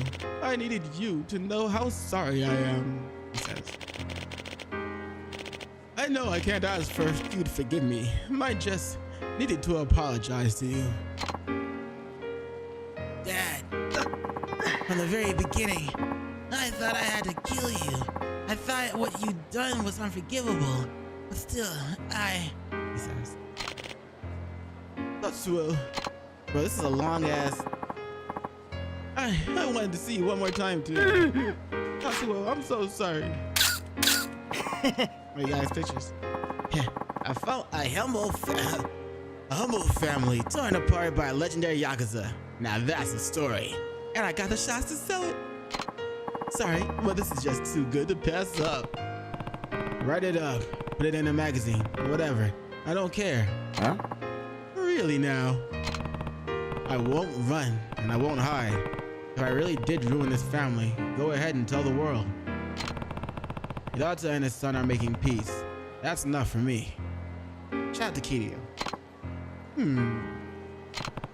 See ya. 8,000 experience points. All right.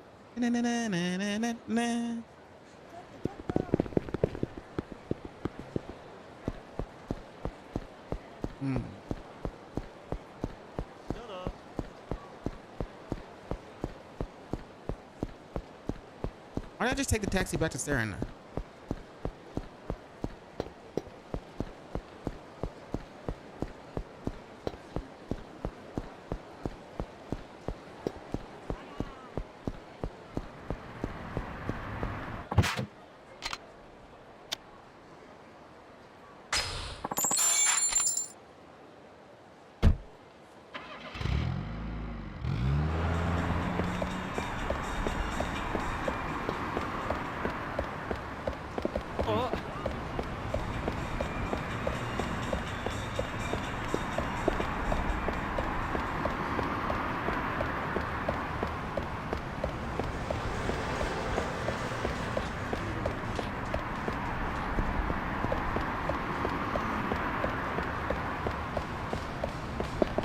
Oops, hold on.